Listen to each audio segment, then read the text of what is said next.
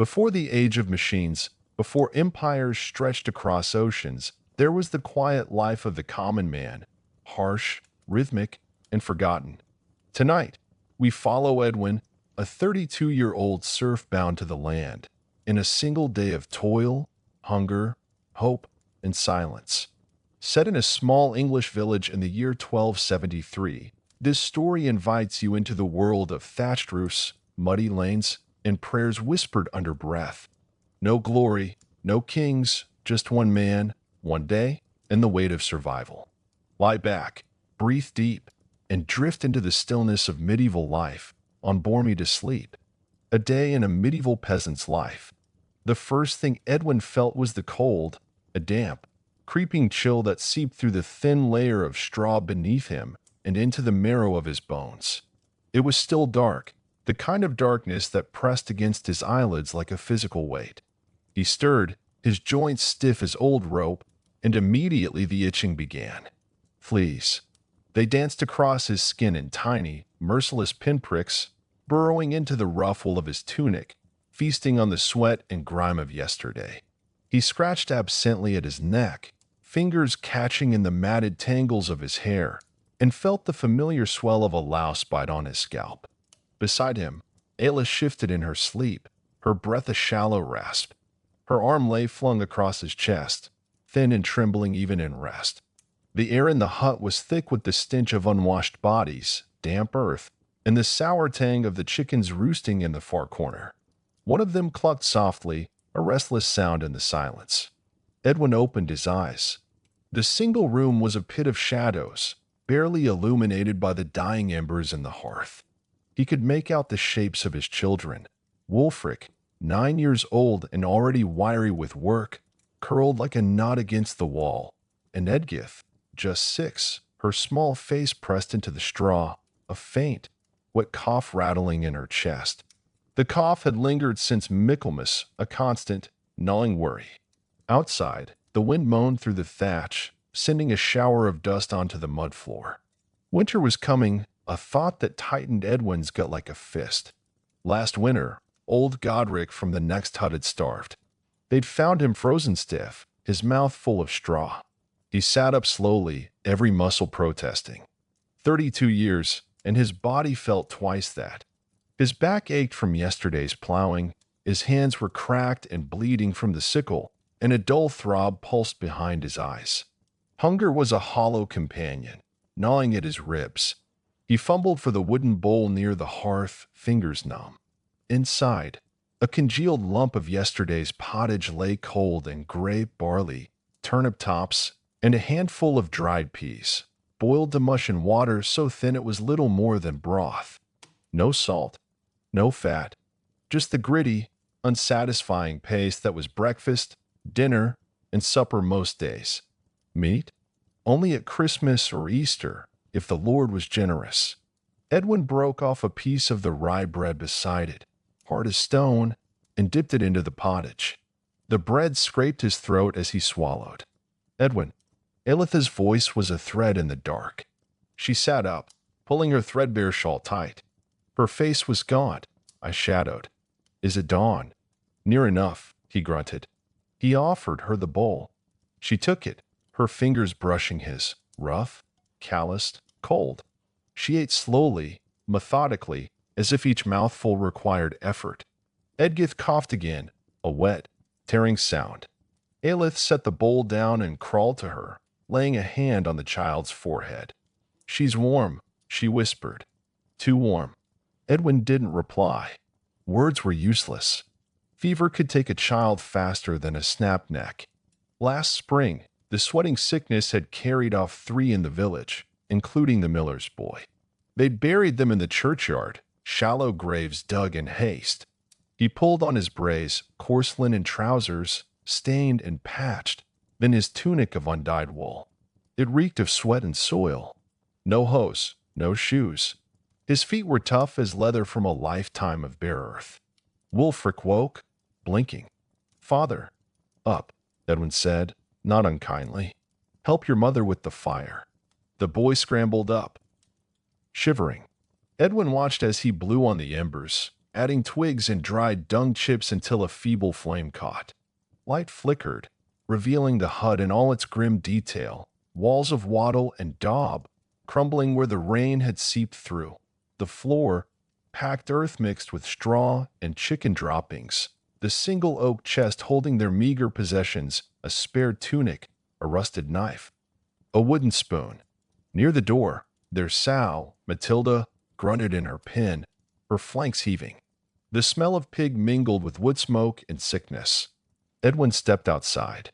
Dawn was a bruise on the eastern sky, pale light bleeding over the village of Wolford.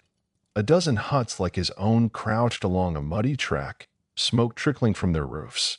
Beyond, the Lord's field stretched out, strip after strip of heavy, unyielding soil. The air was sharp with the scent of frost and rotting leaves. Somewhere, a dog barked. He pissed against the wall, steam rising in the cold, and scanned the village. No movement yet, but for a crow picking at a midden heap. Back inside, Aelith handed him a leather waterskin. "Godric will be watching," she said softly. "The reeve." Lord William's eyes and fists. Edwin nodded.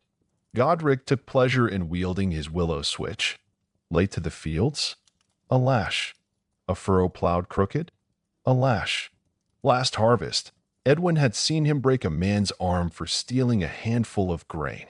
He kissed Edgitha's burning forehead. "Rest, little one." Her eyes fluttered open, glassy, unfocused, before closing again. Wulfric stood by the door, clutching a crust of bread. "Can I come to the field today, father?" "I'm strong." "Not today. Tend the garden. Dig for pig nuts. Watch your sister." Edwin ruffled the boy's hair.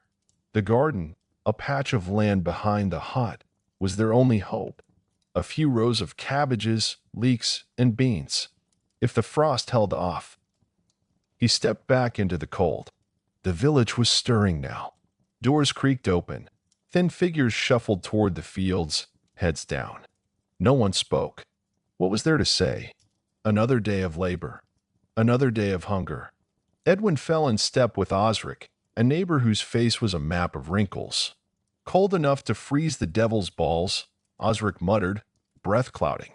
Edwin grunted. "Edgitha's fever's back." Osric's eyes flickered with sympathy. "My Agnes had it last winter. Boiled moss and honey. Might help." Honey. A luxury. Lord William's bees, like everything else. They reached the edge of the domain, the Lord's fields. Godric stood waiting, a thick-set man in a wool cloak, his face ruddy and cruel. A willow switch hung from his belt. Behind him, the great oxen shifted, their breath pluming in the air. "Late, Edwin?" Godric sneered. "Dreaming of ale and winches?" "No, reeve." Edwin kept his eyes on the ground. "Plow team 3. The far strip. And mind the stones. I'll not have my blade blunted by your laziness." Edwin moved to the plow, a heavy, wooden thing bound with iron. The oxen lowed as he yoked them, their hides steaming. He gripped the handles, the wood rough and splintered. The earth was iron hard, frosted overnight. He leaned into it, muscles screaming as the oxen strained forward. The plow bit, juddering, tearing a crooked furrow. Cold mud caked his legs. All morning, he pushed. The sun rose, pale and weak, doing nothing to warm him. His hands blistered, then bled. Godric circled like a carrion bird, his switch tapping his thigh. "Deeper, Edwin. You're scratching it like a hen." Sweat stung Edwin's eyes. Hunger gnawed. He thought of Edgitha's cough, of Aelith's hollow cheeks, of Wulfric's thin arms. He thought of the tithe barn, full of grain they'd harvested but could not eat. Father Cuthbert would come soon, demanding his tenth for the church. And then the Lord Steward for the rent. What would be left? Roots. Acorns. Hope, thinner than the morning mist. A stone caught the plowshare. The handle jerked, slamming into Edwin's ribs. He gasped, pain lancing through him. Godric was there in an instant. Clumsy oaf. The switch whistled through the air, striking Edwin's shoulder. Fire bloomed on his skin. Another scar to match your stupidity. Edwin bent his head, tasting blood where he'd bitten his tongue. The oxen lowed, patient, dumb. He pushed again. The furrow deepened. Row after row, hour after hour, under the eye of Godric and the empty sky. This was his life. This was all there was. The sun climbed higher, a white coin in a gray shroud. Somewhere, a lark sang. Edwin did not hear it. The first sensation was the cold. Not the crisp, clean cold of a frosted window pane, but a deep, damp, penetrating chill that seeped through the thin layer of straw beneath him and into the very marrow of his bones. It settled in his joints, a stiff ache that greeted consciousness like an unwelcome guest. Edwin opened his eyes to utter blackness, thick and suffocating as pitch. For a disoriented moment, the darkness pressed in, absolute, until the faint, acrid scent of wood smoke clinging to the thatch overhead and the underlying, ever-present reek of damp earth, animal dung, and unwashed humanity anchored him. Home. His hut. The air itself felt heavy, moist, and cold enough to make his teeth ache. A rustling, scratching sound came from the rafters above, the chickens roosting, shifting in their sleep. Below, near his feet, something warm and solid shifted. Wulfric, his 8-year-old son, burrowing deeper into the shared straw pallet for warmth. Edwin could feel the smaller body radiating heat like a banked ember, a precious counterpoint to the pervasive chill. Beside him, pressed close along his left side, lay Aelith, his wife. Her breathing was slow and deep in sleep, but he could feel the sharp angles of her hip and shoulder even through their layers of rough-spun wool. Hunger carved everyone thin. On his other side, pressed against his right arm, was the small, hot furnace of Edgith, his 5-year-old daughter. Her breath hitched, catching in her chest with a faint, wet rattle that hadn't been there yesterday. Alarm, cold and sharp, pierced through Edwin's exhaustion. Fever. Again. He lay still for a moment longer, not from rest, but from the sheer weight of rising. Every muscle protested, stiff and sore from yesterday's endless plowing. The familiar, maddening itch began almost immediately. Tiny pinpricks danced across his scalp, down his neck, along his ribs, under his arms. Fleas. And lice. The straw bedding teemed with them, a constant, biting plague impossible to escape. He scratched viciously at his scalp, his fingernails gritty with ingrained dirt, dislodging unseen vermin and raising welts on his own skin. The scratching only seemed to agitate the invisible horde. A deeper, duller ache throbbed in his lower back, the legacy of a lifetime bent double over fields or tools. His empty stomach clenched, a hollow, twisting pain that was almost as familiar as the itching. Dawn couldn't be far off. Godric, the reeve, tolerated no lateness. The lash was swift and cruel. With a groan that was more a sharp exhale than a sound, Edwin pushed himself up onto one elbow. The movement disturbed the straw, releasing a cloud of dust and chaff that tickled his nostrils and made Edgith cough. A weak, congested sound that tightened a knot of worry in his chest. He fumbled in the darkness towards the edge of the pallet, his hand encountering the hard-packed, uneven earth floor, cold and slightly damp beneath his calloused fingers. He found his boots, simple things of stiff, poorly cured leather, cracked and worn thin in places, and dragged them on over the thick woolen socks Aelith had darned countless times. They offered little real protection from the cold or the wet. His tunic and brace, the rough woolen underbreeches, were already on. He slept in them, as did everyone. Stripping off in this cold was unthinkable, and they owned nothing else anyway. He pulled his heavier outer tunic over his head, the coarse wool scratchy against his skin, smelling of wood smoke, sweat, and earth. Standing was an effort. His knees cracked, his back screamed a fresh protest. The darkness in the single-room hut was less absolute now as his eyes adjusted. Faint gray light, the color of dirty water, seeped through the cracks around the ill-fitting leather hinge of the doorway and the single small window openings, covered by a scrap of greased sheepskin that did little to keep out the cold. He could make out the shapes, the low, central hearth, cold ashes heaped within the circle of stones, the massive, soot-blackened iron cauldron suspended above it. The smaller, lidded earthenware pot where yesterday's remnants of pottage congealed, the sacks of straw for bedding, the few wooden stools and a crude table, the woven willow baskets holding meager stores. Near the door, the two scrawny pigs, Baldwin and Matilda, grunted softly in their sleep, wallowing in their own filth on the mud floor. They had the run of the hut, their sour smell mingling with the chickens, the humans, the damp. Aelith stirred as he moved towards the hearth. Edwin. Her voice was thick with sleep and worry. Edgith, she's hot. I know. He grunted, kneeling stiffly by the cold hearth. He reached for the small pile of gathered kindling, twigs, dried moss, a precious fragment of charred wood salvaged from somewhere, and the flint and iron striker. The rhythmic clack-clack-clack of striking flint against steel echoed sharply in the small space, each spark a fleeting, angry star in the gloom. It took a dozen tries, his cold fingers clumsy, before a spark caught the dry tinder. He bent low, blowing gently, coaxing the tiny flame. The smoke, acrid and eye-watering, stung his nostrils before it found its way sluggishly upwards towards the hole in the thatch. The small fire cast flickering, uncertain light, revealing the hut's cramped squalor, the damp-stained wattle and daub walls, the sagging roof beams festooned with cobwebs and chicken droppings, the rushes on the floor long since trampled into the mud, now just a dirty, sodden mat. Wulfric sat up, rubbing his eyes, his small face pale in the firelight. Edgith whimpered, turning her flushed face away from the growing light.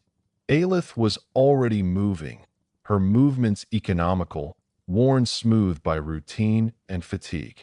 She pulled her shawl tighter around her thin shoulders and shuffled to the large water crock near the door. It was nearly empty.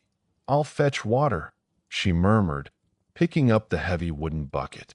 Edwin nodded, adding slightly larger sticks to the fire, willing it to grow, to push back the chill. He heard the scrape of the leather hinge as Aelith pulled the door open just enough to squeeze out, letting in a blast of frigid air that made the fire gutter and Edwin shiver violently. The pre-dawn world outside was a symphony of grays and muted sounds. The distant, mournful lowing of an ox, the sharp cry of a crow, the sigh of a cold wind through bare branches, the clatter of another bucket somewhere nearby. He could smell frost on the air and the damp, decaying scent of the autumn earth. He turned his attention to the smaller earthenware pot. Inside, the remnants of yesterday's pottage had set into a thick, grayish paste, studded with a few boiled grains of barley and the fibrous ends of turnip. It looked utterly unappetizing, cold and congealed. Using a wooden spoon, he scraped it into the larger cauldron suspended over the now crackling fire. From a small, lidded basket, he took a handful of coarse-ground rye flour, dark and gritty, and sprinkled it into the pot. He added water from a smaller jug, not enough to make it truly nourishing, but enough to thin the paste into something resembling gruel. This was pottage, the staple, breakfast, dinner, supper, day in, day out. Grain, water, maybe a scrap of vegetable if they were lucky. Salt was a precious commodity, used sparingly. Meat, a memory from last Martimas, almost a year ago, when the Lord's steward had distributed thin slivers of salted pork. A feast forgotten in the grinding reality of daily hunger. He stirred the mixture with a long wooden paddle, the thick liquid beginning to steam, releasing a smell that was earthy, bland, and faintly sour. It was the smell of survival, not sustenance. Aelith returned, her breath pluming in the cold air she brought back inside. She heaved the heavy bucket of water to its place, her arms trembling slightly with the effort. Her face, pale and lined beyond its years, was pinched with cold and anxiety. She went immediately to Edgith. kneeling beside the child, placing a work-roughened hand on her forehead. Still burning, she whispered, her voice tight. The cough is worse. She dipped a corner of her apron into the fresh water and dabbed gently at Edgith's face. The little girl moaned, her eyes fluttering open, glassy with fever. Wulfric, drawn by the growing warmth of the fire and the smell of the warming pottage, meager as it was, shuffled closer. He watched his father stir the pot, his young face solemn. "Is it ready, duh?" "Soon," Edwin murmured, his voice raspy. His own stomach cramped painfully. The watery gruel wouldn't fill the void, but it might quiet the gnawing for a few hours.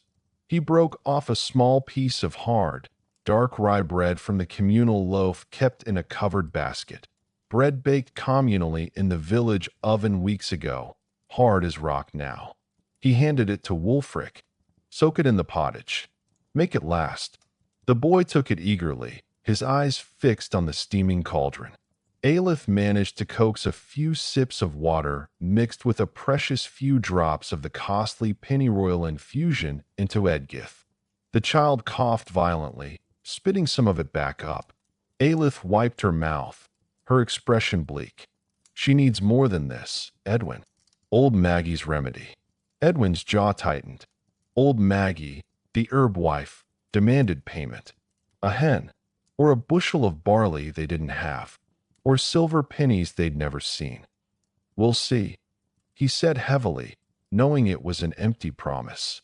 He stirred the pottage, the steam warming his face but not his spirit. The firelight flickered on the worried lines around Aelith's eyes, on Edgith's unnaturally flushed cheeks, on Wulfric's thin frame hunched over his small piece of bread.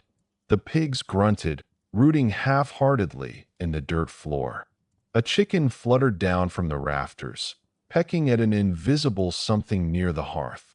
The air was thick with the smell of smoke, damp wool, illness, animal dung, and the bland, starchy scent of the cooking gruel. When the pottage was hot, steaming but far from boiling, Edwin used a wooden ladle to scoop the thin gruel into 4 small, roughly carved wooden bowls. There was no table space for sitting. They ate where they sat or stood. He handed a bowl to Aelith, one to Wulfric, and kept one for himself. The 4th bowl, slightly less full, he set near Edgith's palate. He broke the hard bread into 4 unequal pieces. The largest piece went to Wulfric, the next largest to Aelith. A small piece for Edgith, placed beside her bowl. The smallest, hardest fragment was his own. He sat back on his heels near the fire, cradling the warm bowl in his hands. The heat was the only comfort. He lifted the bowl and drank, the thin, lukewarm gruel sliding down his throat. It had almost no taste beyond the faint sourness of the rye flour and the earthiness of the turnip scraps. It was texture, gritty, slightly slimy, unsatisfying. He chewed his tiny piece of bread slowly, deliberately, making it last as long as possible, softening it with the gruel. It was like chewing on a piece of the hard earth floor. Wulfric ate quickly, noisily, his bowl soon empty, his eyes darting towards Edgith's untouched portion. Aelith ate slowly, methodically, her gaze never leaving her daughter's face. Edwin watched the steam rise from his bowl, watched the shadows dance on the smoke-blackened thatch, listened to Edgith's labored breathing. The small warmth from the fire and the food did nothing to dispel the cold dread settling in his gut. The fleas bit. His back ached. Hunger, a familiar hollow companion, remained. Outside, the gray light was strengthening. Dawn. Time for the Lord's fields. He finished the last gritty dregs of his gruel, the bowl already seeming cold again. He placed it on the floor near the hearth. There was no washing up. A quick wipe with a handful of straw or rushes would have to do later. He stood, the stiffness returning instantly. He needed his tools. He found his leather belt with its simple bone buckle and fastened it around his tunic. From a pile near the door, he picked up his heavy wooden shovel, its blade worn smooth from years of scraping mud and manure, and his short-handled iron sickle, its edge nicked but still serviceable. His hooded cloak, patched and threadbare, hung on a peg. He pulled it on, the coarse wool scratchy against his neck, offering little real barrier to the coming day's cold. It smelled of wet earth and old sweat. He looked at Aelith. She met his gaze, her eyes dark with shared worry and exhaustion. No words were needed. The unspoken hung heavy. Tend the child, tend their tiny vegetable plot behind the hut, gather firewood if possible, guard their meager stores. Hope. He touched Edgitha's burning forehead gently. Her skin was parchment thin, frighteningly hot. He ruffled Wulfric's hair. Help your mother. Scare the birds from the garden if they come. Wulfric nodded, his mouth set in a grim line that mirrored Edwin's own. Edwin turned to the door. He pulled aside the stiff leather flap, letting in a wash of cold, gray dawn light and the sharp smell of frost and wood smoke. He stepped out into the village, pulling the door closed behind him, shutting out the small, smoky world of his family and their troubles, stepping into the larger, equally harsh world of the manor. The weight of the day, identical to yesterday and all the days before it, settled onto his shoulders as heavily as a shovel. The path to the Lord's field stretched before him, muddy and familiar. Somewhere, a bell began to toll, not the church bell, but the manor bell, summoning the serfs to labor. Godric would be waiting. The cold air bit at his face. He hunched his shoulders against it, against the day, and began to walk, his worn boots sinking into the cold mud with each step. The village around him was stirring. Low voices, the cough of a neighbor, the distant clang of the blacksmith firing his forge, the ever-present cawing of crows. It smelled of damp thatch, wood smoke, rotting vegetation, and the underlying, inescapable sin of human and animal waste. Another day in the endless grind of survival had begun. The ditch water closed over Edwin's shovel like a cold, sucking mouth. He heaved another shovelful of black sludge onto the bank, a teeming mass of decayed leaves, slick mud, and wriggling water beetles. His back was a column of white-hot agony, each vertebra grinding against the next. Beside him, Churtich's coughing had settled into a wet, rhythmic rattle that seemed to shake the very roots of the ash trees. The old man leaned heavily on his shovel, spitting a glob of phlegm into the stagnant water. It floated, iridescent, before sinking slowly. Need a breath, lad, Churtich gasped, his face the color of old ashes. He stumbled back from the ditch edge, collapsing onto a mossy tree root rather than the mud. His chest heaved like a broken bellows. Edwin paused, the cold water numbing his legs up to the knees. He watched Churtich, a familiar dread coiling in his own chest. The old man wouldn't see another winter if this chill settled deeper. He looked at the ditch. Less than half cleared. The watery sun was nearing its zenith, a pale coin behind high, gray cloud. Godric's deadline loomed. Noon, or you'll feel the sting. The Reeves whoop was an idle threat. Edwin still bore the thin, white scar beneath his ribs from spring planting. He plunged the shovel back in, the effort tearing at his shoulders. Plunge. Lift. Heave. The rhythm was a hammer beating his body into the mud. A shadow fell across the ditch. Edwin didn't need to look up to know who cast it. The smell of damp wool and stale sweat intensified, undercut by something sharper, crueler, Godric's presence. Taking a holiday, are we, Churtich? Found a nice spot for a nap? The Reeves' nasal voice cut through the sighing wind. He stood on the bank, thumbs hooked into his thick leather belt, his green cloak pulled tight. His eyes, like chips of dirty ice, flicked from the gasping old man to the partially cleared ditch, then settled on Edwin, who kept shoveling, head down. Progress, Edwin? Or are you two just stirring the muck for the pleasure of it? Churtich tried to push himself up, a strangled sound escaping him. Reeve, just catching wind. Wind? Sounds like you're catching your death, Godric sneered. He nudged the pile of mud Edwin had hauled out with the toe of his good boot. This is barely fit for a molehill. The water's still barely moving. Thought I said noon. He tapped the coiled leather whip at his belt. It wasn't the dreaded scutica used for serious punishment, but the shorter, stinging flagrum, painful enough to steal a man's breath and leave bruises that lasted weeks. Seems you need reminding of your duties. Both of you. Edwin stopped shoveling. He straightened slowly, the muscles in his back shrieking. He met Godric's gaze, the cold air biting his sweat-damp face. We're working, Master Godric. The ditch was thick-blocked. Churtaged poorly. His voice was hoarse, stripped of deference, edged with a fatigue that bordered on despair. Godric's lip curled. Poorly? Every serf south of the Trent is poorly when there's work to be done. It's a ditch, not a cathedral foundation. You're strong enough, Edwin. Maybe if you carried the old man's share less and put your back into your own. He took a step closer to the edge, peering into the murky water Edwin was standing in. Or perhaps you find treasures down there. Saxon gold? A king's ransom. His laugh was a harsh bark. Throw it out then. All of it. By noon. Or I'll warm your backsides better than any fire.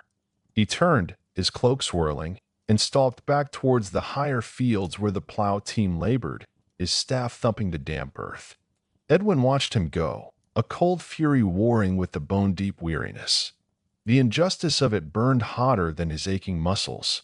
Churtagh, who had worked these fields before Godric, was whelped, bent, and broken by the very labor the reeve now demanded he perform at whip point.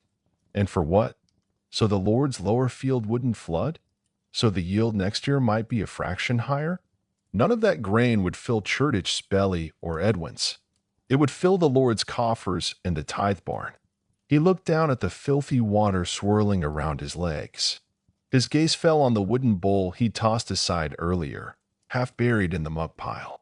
Saxon gold. Godric's mocking words echoed. He bent, the movement agony, and picked it up again. He wiped the worst of the slime off with his muddy sleeve. It was just a bowl. Solid, deep, though it darkened by age and water, the handle worn smooth by a hand long turned to dust. It felt heavy in his grasp, heavier than the shovel. Not with gold, but with the weight of forgotten lives. Had its owner stood in a ditch like this?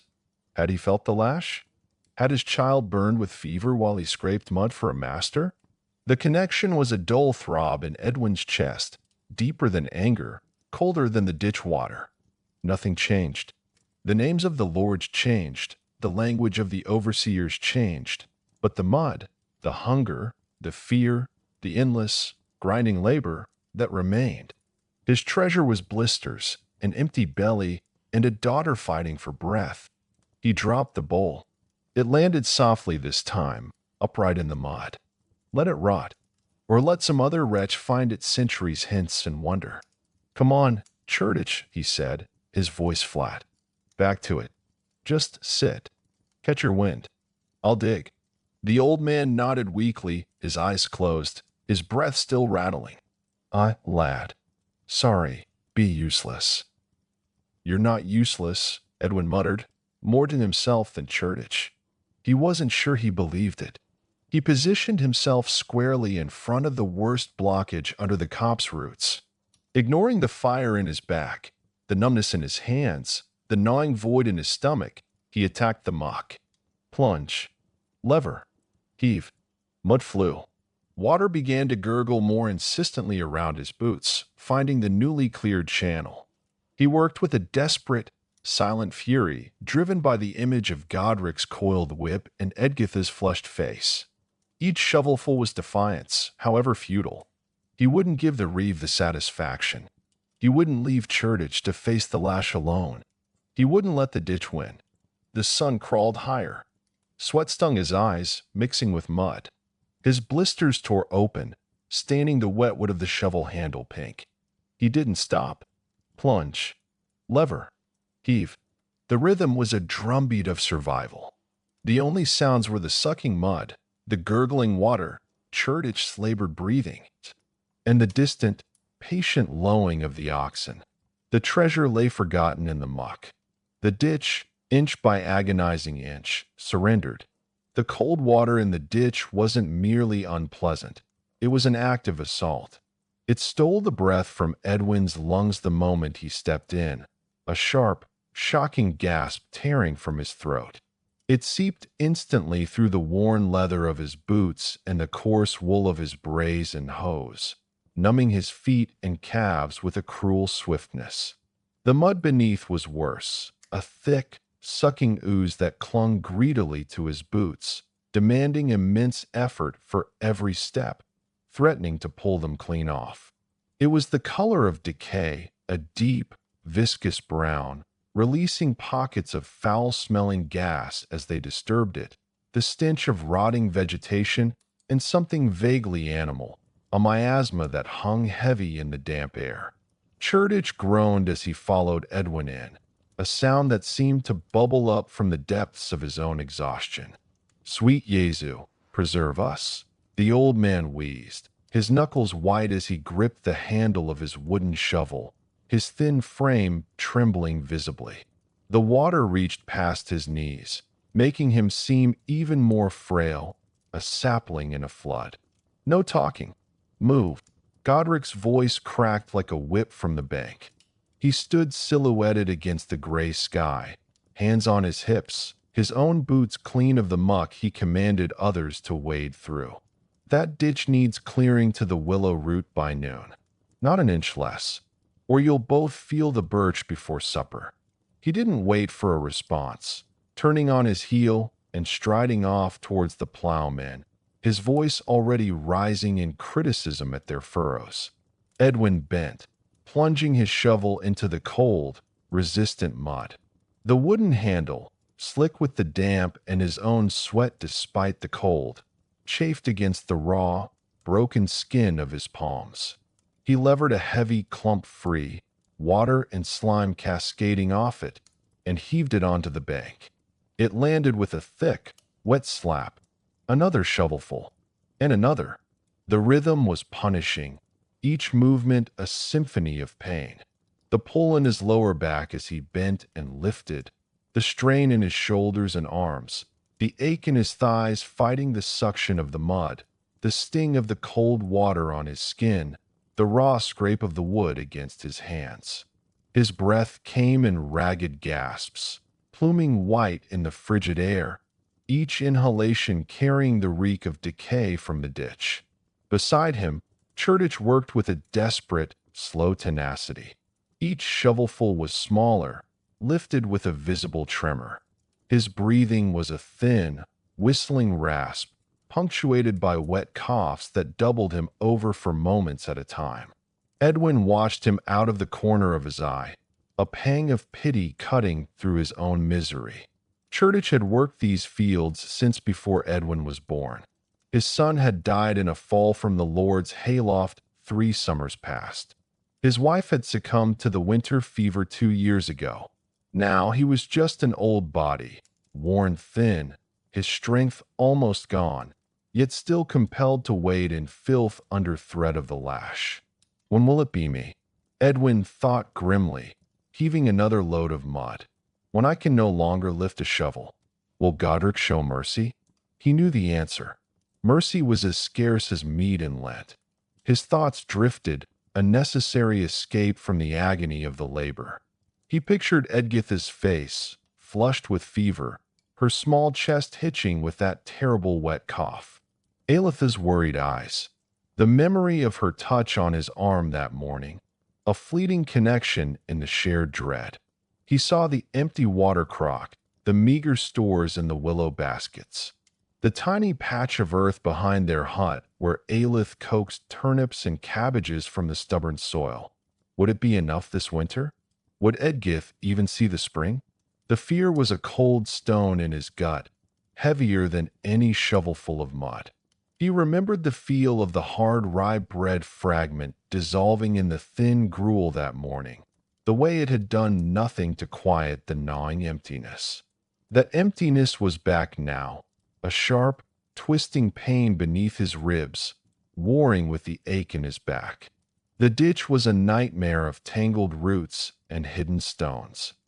Edwin's shovel clanged against something hard and unyielding beneath the surface. He cursed under his breath, the foul taste of mud seeming to coat his tongue. He dropped to his knees in the freezing muck, ignoring the icy water soaking higher up his body, and scrabbled with his hands. His numb fingers closed around a smooth, curved object. He pulled it free, water sluicing off it. It was a wooden bowl, old, half-rotted, its rim cracked. Some serf, years or decades ago, must have dropped it. He stared at it for a moment, a relic of someone else's forgotten hardship. It held no value, no comfort. With a grunt of disgust, he tossed it onto the bank with the mud. Just more refuse. Time lost meaning. There was only the ditch, the mud, the cold, the pain, the rhythmic schluck of the shovel entering the ooze, the thud slap of the mud hitting the bank, Churdich's labored breathing, and the distant shouts of Godric harassing others. The weak sun climbed higher in the gray sky, offering no warmth, only a pale, watery light that did nothing to dispel the chill clinging to Edwin's bones. His hands, raw and bleeding in places now, were so cold he could barely feel the shovel handle. His feet were blocks of ice. The muscles in his back screamed a constant protest, locking into a permanent, agonizing cramp. He saw Churdich stumble, catching himself on his shovel before he fell face first into the muck. The old man righted himself, gasping, his face a mask of exhaustion and pain. "Steady, Churdich," Edwin muttered, his voice hoarse and unused. He moved slightly closer, ready to grab the old man if he faltered again. The thought of Churdich collapsing in this filth, Godric's whip descending, it was unbearable. He wouldn't let it happen. He'd shoulder more of the burden if he had to. He dug his shovel in with renewed, grim determination, heaving a larger clump of mud than before. For Churdich, for Edgith, for Aelith and Wulfric. Just keep moving. They had cleared perhaps a third of the required length when the gnawing thirst became overwhelming. His mouth felt coated in dust despite the damp air. He couldn't drink from the ditch they were clearing. The water was foul, thick with suspended filth. He scanned the bank. A little way upstream, where the ditch fed into the main field drain, the water ran slightly clearer, filtered by rushes. He waded towards it, his movement sluggish against the mud's resistance. Churdich watched him, leaning heavily on his shovel, too spent to follow. Edwin crouched, cupping his filthy, bleeding hands. He dipped them into the slightly less murky water, ignoring the dirt swirling around his wrists. He brought the cold water to his lips and drank deeply. It tasted of earth and decay, faintly metallic, but it was wet. He drank again, the coldness shocking his throat, momentarily quenching the desperate thirst. He splashed some on his face, the icy water a brief, startling clarity against the grime and sweat. It did nothing for the cold deep inside him, but it washed the grit from his lips.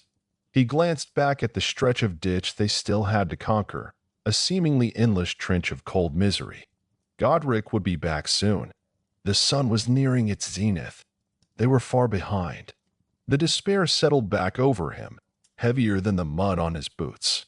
He spat into the ditch, a gesture of futile defiance against the relentless grind. Wiping his mouth on the rough sleeve of his tunic, he turned and slogged back towards Churdich and the waiting mud, the shovel feeling heavier than stone in his raw hands. The ditch demanded its due. The pale sun climbed higher, bleaching the sky to a dull, featureless gray. It offered no warmth, only a thin, watery light that seemed to leach the color from the muddy fields, the ragged stubble, the hunched figures of laborers. Edwin stood waist-deep in the ditch's icy slurry, the cold a living thing gnawing at his bones.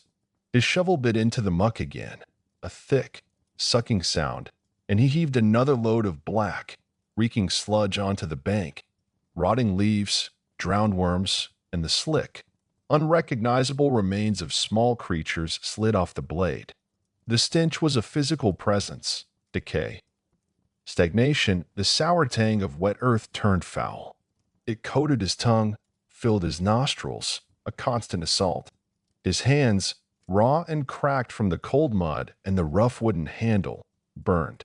His back screamed with every lift and twist, the pain radiating down his legs, stiffening his knees. His sodden braize clung to his skin, the chill water soaking through his thin boots, numbing his feet. Hunger, a familiar, hollow ache, twisted in his gut, a counterpoint to the nausea churned up by the ditch's fetid smell. He risked a glance at Churditch. The old man was leaning heavily on his own shovel, gasping for breath, his face a mask of gray exhaustion beneath the mud. He managed a feeble scrape at the ditch's edge, but his arms trembled violently. "Just rest, Churditch," Edwin grunted, the words scraping his throat. "Hold the bank. I'll manage this." The light tasted bitter. Godric would see through it instantly. But the sight of Churditch trembling like a leaf in winter was unbearable. It was like watching his own future crumble, worn out, used up, a burden waiting for the final blow of starvation or the Reeves lash. He thought of Wulfric, strong now, but for how long? Of Edgith, burning with fever while he wallowed in filth. The images lent a desperate, furious energy to his failing muscles. Lift, heave, flump. The heavy mud landed on the bank. Lift, heave, flump. Each repetition a small victory against the ditch, a small defiance against Godric, against the crushing weight of his life. He lost himself in the rhythm, the world narrowing to the bite of the shovel, the suck of the mud, the burn in his arms and back. Sweat stung his eyes despite the cold, mingling with the mud splattered on his face. Distant sounds filtered through the haze, the rhythmic thwack-thwack of the flail on the threshing floor, the faint, angry shouts of the ox drivers struggling with the heavy plow in the fallow field, the ever-present, mocking caw of crows. None of it mattered. His universe was 6 feet of stinking ditch, the weight of the shovel, and the gnawing dread of Godric's return. Time stretched, meaningless. His arms became leaden, his breath rasped harshly in his chest. He paused, leaning on the shovel handle, head bowed, vision swimming. His legs threatened to buckle. Thirst clawed at his throat, a dry rasp over the taste of decay. Looking upstream towards the alder copse, he saw the water flowing clearer, faster over stones. Clean water. The thought was a sudden, desperate need. Water, he gasped towards Churditch. The old man, slumped on the bank, merely nodded, too spent to speak. Edwin hauled himself out of the ditch. The cold air hit his sodden legs like a blow. Mud sucked at his boots as he stumbled along the bank towards the trees. His legs felt weak, alien. Kneeling by the clearer water, he plunged his filthy hands in. The cold was shocking, cleansing. He scrubbed his face roughly, the icy water stinging his raw skin but washing away some of the grime and the lingering smell. Cupping his hands, he drank deeply, gulping the cold, clear water that tasted of stone and earth. It soothed his parched throat, washed the foulness from his mouth. He drank until his stomach felt tight and cold. For a fleeting moment, kneeling by the flowing stream in the dappled shade, the incessant pain in his back eased. The hunger dulled. The image of Edgith's fevered face blurred. He watched the water swirl over smooth pebbles, remembering sunlight dappling a different stream, minnows flashing silver in his boyish hands, a freedom as lost and unreachable as the stars. The memory was a sharp, sweet pain. "Edwin, Churditch, lazy horsons, where are you skulking?" Godric's voice, like stones grinding together, shattered the fragile peace. Dread slammed back into Edwin's chest. He scrambled up, splashing water on his face as a futile gesture, and hurried back. Godric stood on the bank, hands on hips, his thick face purple with rage as he surveyed the pitifully cleared section. Churditch stood frozen, a picture of terror. "Playing in the woods, were we?" Godric spat as Edwin approached. He jabbed a thick finger at the ditch. "This is all? By noon? You couldn't clear a piss puddle by noon." He took a menacing step towards Churditch. "You, old fool. Shirking. I saw you." He was clearing the bank, master, Edwin said quickly, stepping slightly in front of Churditch. The light tasted like mud. The mud. It's heavy. Deep here. Godric's eyes narrowed to slits. He looked from Edwin's mud-caked form to Churtich's trembling frame, then at the ditch Edwin had cleared. Deep, he mocked. Looks like piss water to me. And you, he jabbed Edwin's chest hard. Don't lie for this useless sack of bones. He's slower than a three-legged ox. He drew the short, heavy whip from his belt. The leather thing uncoiled with a sinister whisper. Churtich whimpered, shrinking back. The sight of the whip, the sound of Churtich's fear, ignited a cold fury in Edwin's gut, cutting through the exhaustion. He's doing what he can, Edwin said, his voice low but steady. He's worked this land longer than you've drawn breath, Godric. Show some respect. The words hung in the cold air, reckless, dangerous. Godric's face darkened, his eyes bulging with incredulous rage. Respect. Godric roared, spittle flying. Respect is earned by work, not by rotting in the ground before your time. He raised the whip, taking a menacing step forward. You forget your place, Edwin. I'll remind you. And the old man can watch. Edwin braced himself, locking eyes with Godric, refusing to flinch. The injustice burned, the endless toil, the hunger, the fear for his child, this petty tyrant threatening an old man for the crime of being old. He saw the whip hand tighten, the muscles in Godric's thick forearm bunch. He tensed for the bite of the leather. But the blow didn't fall. Godric hesitated, his gaze flickering over Edwin's defiant stance, the dangerous glint in his eyes. Perhaps he saw the potential for trouble, the spark that could ignite if pushed too far. Or perhaps the uncleared ditch looming behind them stayed his hand. He lowered the whip slightly, though malice still radiated from him.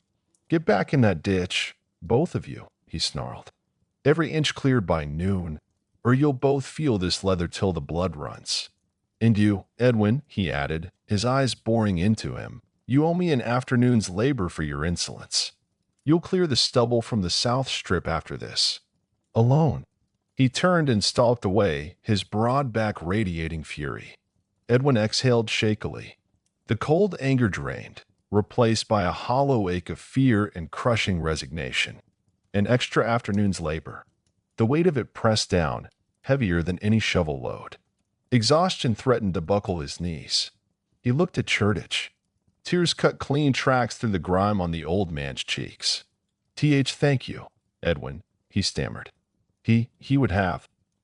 I know, Edwin said roughly, the defiance gone. He picked up his shovel, its familiar weight now an instrument of torture. Back in, before he returns. He slid back into the icy embrace of the ditch, the foul water closing over his boots. The cold shot up his legs anew. He plunged the shovel deep into the clinging filth. Lift, heave, flump. The rhythm resumed, harder now, heavier. Each movement sent fresh jolts of agony through his back and shoulders. The pale sun climbed, indifferent. Noon felt impossibly distant, the promise of the South Strip stubble stretching before him like an endless, sun-baked purgatory. He thought of Edgitha's fevered whimper, of Aelitha's weary face, of the thin, cold gruel that awaited him at dusk. He drove the shovel deeper, the wormwood biting into his raw palms. There was no escape. Only the ditch, the mud, the weight, and the relentless, grinding struggle to survive another day. The crows circled, their cries a harsh counterpoint to the sucking sound of the shovel in the mire. The pale sun, a weak coin behind scudding clouds, climbed towards its zenith.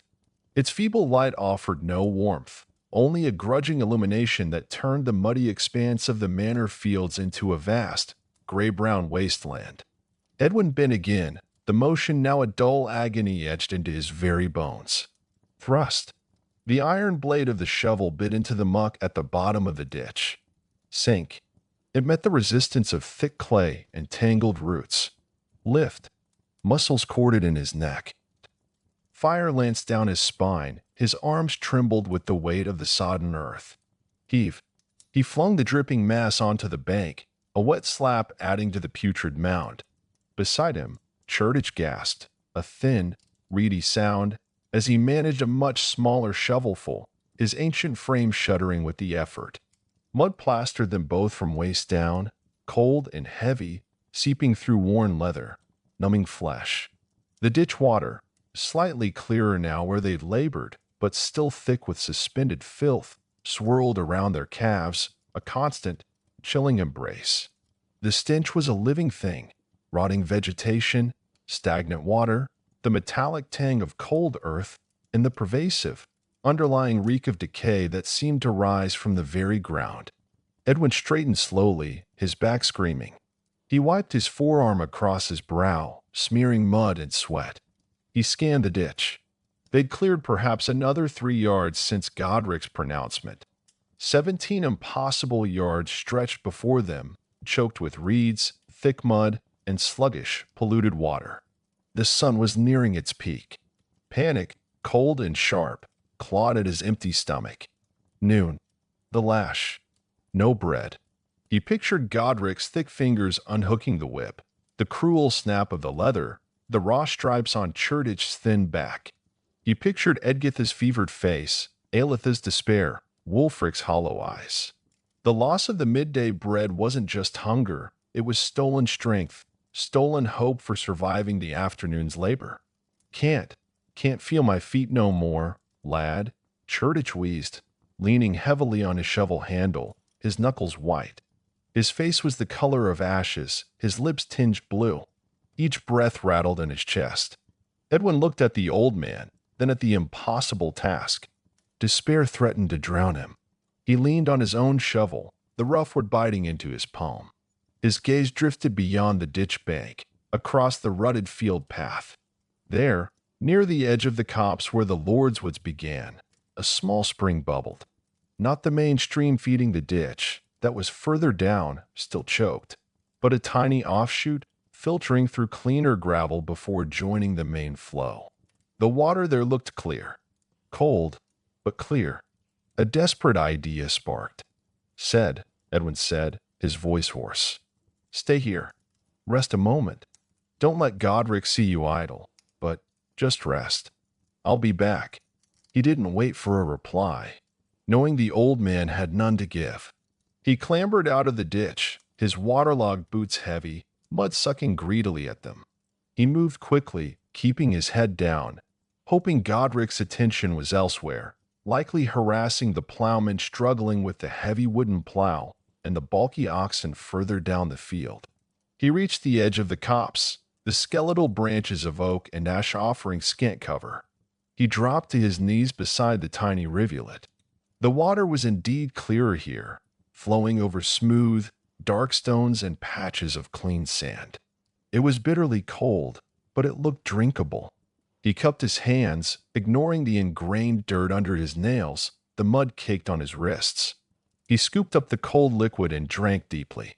It was like swallowing shards of ice, shocking his throat, his empty stomach clenching in protest. But it was clean. It washed the taste of mud and despair from his mouth. He drank again, and again, until the cold ache in his belly replaced the gnawing emptiness, a different kind of pain, but somehow more bearable. He splashed water on his face, the cold shock clearing his head momentarily, washing away some of the mud and the stinging sweat from his eyes. For a few precious seconds, kneeling by the clear spring, the world seemed less gray, less crushing. The sound of the tiny stream was gentle, almost peaceful. He saw a flash of blue, a kingfisher darting low over the water upstream, a jewel against the drabness. It was a fleeting glimpse of beauty, a reminder of a world outside the mud and the whip and the gnawing hunger. He thought of the stream near where he'd played as a boy, before his father died, before the full weight of serfdom settled on his shoulders. Clear water, minnows flashing, the cool green shade of willows. The sharp, angry bellow shattered the fragile peace. Edwin, you lazy whoreson, where are you skulking? Godric. Edwin scrambled to his feet, heart hammering against his ribs. He saw the reeve stomping towards the ditch, his face purple with rage, scanning the banks. Churdich was still standing where Edwin had left him, leaning on his shovel, looking like a scarecrow blown over by a strong wind. Edwin lurched back towards the ditch, slipping in the mud, his brief respite vanishing like smoke. Here, Master Godric, he called out, trying to sound breathless from work, not panic. He half slid, half fell back into the cold water beside Churtich. Just checking the source, Master Godric, seeing where the blockage might be worst upstream. The lie tasted foul. Godric reached the bank, glowering down at them. His small, pig-like eyes flicked from Edwin's freshly washed face to Churtich's near-corpse pallor, then to the pathetically small amount of new ditch they'd cleared. Source, he sneered. Looks to me like you found a source of idleness. Think I'm blind? Think I don't know skiving when I see it? He jabbed a thick finger at the sun, now almost directly overhead. Noon approaches, dung beetles. And this, he swept his arm contemptuously over the remaining choked ditch, is a piss-poor showing. A disgrace. Lord William should flay the lot of you useless lumps. He unhooked the whip from his belt, letting the leather thongs uncoil slightly. The threat was palpable, a cold pressure in the air thicker than the ditch smell. Get back to work. Every yard cleared by the time that bell tolls, or I'll stripe you both till you bleed into this muck you're so fond of. He spat a glob of phlegm that landed with a plop in the muddy water near Edwin's boot. And not a crust for either of you at Nones. Consider that your first taste of punishment. He turned on his heel and stalked off towards the manor house, presumably to ensure the bell was rung precisely at noon. Edwin watched him go, the cold water from the spring now a lump of ice in his gut. No bread. The confirmation was a fresh blow. He looked at the ditch. 17 yards. By noon. Impossible. Utterly impossible. He looked at Churtich. The old man met his gaze, his eyes filled with a terrible resignation, the look of a beast waiting for the slaughterman's blow. We can't, Edwin, Churtich whispered, his voice barely audible. We can't do it. He means to whip us. He enjoys it. A tear, cutting a clean track through the mud on his cheek, betrayed his terror. Edwin felt the despair rise again, threatening to choke him. The clear water, the flash of the kingfisher, the memory of childhood freedom, all seemed like cruel taunts now. He gripped the shovel handle until his knuckles cracked. He couldn't fight Godric. He couldn't magic the ditch clear. But he couldn't just stand here and let the whip fall on Churtich. He thought of Edgitha's fever, of Aelitha's worry, of Wulfric needing his father whole, not beaten raw. He needed the strength the bread would have given him. He needed something. He bent, not with the frantic energy of before, but with a slow, deliberate, grinding determination. He drove the shovel point into the mud, deeper than before, leveraging his whole weight. We dig, he said, his voice flat, devoid of hope, but full of a terrible, stubborn resolve. One shovelful, then another, then another. We dig until he comes back. We dig until the bell tolls. We dig until we can't lift our arms. He heaved. The mud came up, thick and cold. He flung it onto the bank. We dig. Churtich stared at him for a long moment. Then, with a groan that was half sob, he too bent, his old body protesting violently. He managed a tiny shovelful, his arms shaking like reeds in the wind. He dropped it weakly onto the pile. Thrust. Sink. Lift. Heave. Thrust. Sink. Lift. Heave. The rhythm resumed, slower than ever, each movement an act of pure defiance against the impossible, against Godric, against the cold, the hunger, the crushing weight of their existence. The pale sun inched higher, marking the relentless, uncaring passage of time towards noon, the bell, and the bite of the lash. Edwin focused only on the next shovelful. And the next, and the next. His world narrowed to the cold muck, the straining muscles, the gasping breath beside him, and the dark shadow of Godric's whip looming ever larger on the horizon. The ditch water swirled around his legs. The smell of rot filled his nose. The taste of mud and defeat was bitter on his tongue. But still he dug. Summary. Edwin, soaked and shivering, faces Godric's impossible demand. Clear the entire ditch by sunset. Driven by fear of the whip and starvation for his family, he forces his exhausted body back into the freezing mud. Old Churditch, near collapse, struggles beside him. Godric watches like a vulture. Edwin's mind fractures under the strain. Visions of his daughter's fever, the taste of clean spring water, the crushing weight of serfdom. He pushes beyond pain, hunger, and hopelessness, becoming a machine of mud and misery. The sun crawls westward. The ditch remains endless. The shadow of the whip looms over every shovelful. The cold wasn't just on his skin anymore.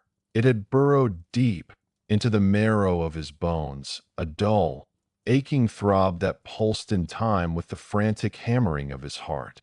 The filthy ditch water plastered his clothes to his body, heavy and icy, leaching any lingering warmth. Shivers racked him violently, making his teeth chatter and his hands tremble on the worn wooden shaft of the shovel. He could feel the mud, thick and greasy, caked in his hair, under his nails, inside his boots, a second skin of decay. The stench of it, stagnant water, rotting vegetation, the underlying tang of something dead, filled his nostrils, thick and suffocating. He tasted it on his tongue, a gritty, metallic foulness he couldn't spit out. Godric's words echoed in the hollow space behind his eyes. Sunset, or the consequences will be memorable. The coiled whip tapping against the reeve's thigh was a phantom weight against Edwin's own back. He saw Edgitha's flushed face, heard her wet, rattling cough, saw Aelitha's exhausted, worried eyes, saw the empty grain sack hanging in their hut. No bread. The whip. Either meant slow death for his child. There was no choice. Only the ditch. Only the mud. He plunged the shovel blade into the black water with a force born of desperation. The sucking resistance was immense, the mud clinging like a living thing.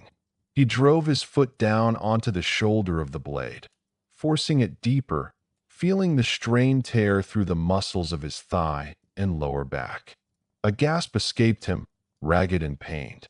He levered the handle back, his shoulders screaming, the tendons in his neck standing out like cords. The shovelful of dripping sludge felt heavier than stone. He swung it up and out, flinging it onto the bank where it landed with a wet, heavy slap. Filthy water immediately seeped back into the hole, mocking his effort. Beside him, Churditch made a sound like a wounded animal. The old man had managed to get back onto his feet, leaning heavily on his shovel, his knuckles bone-white.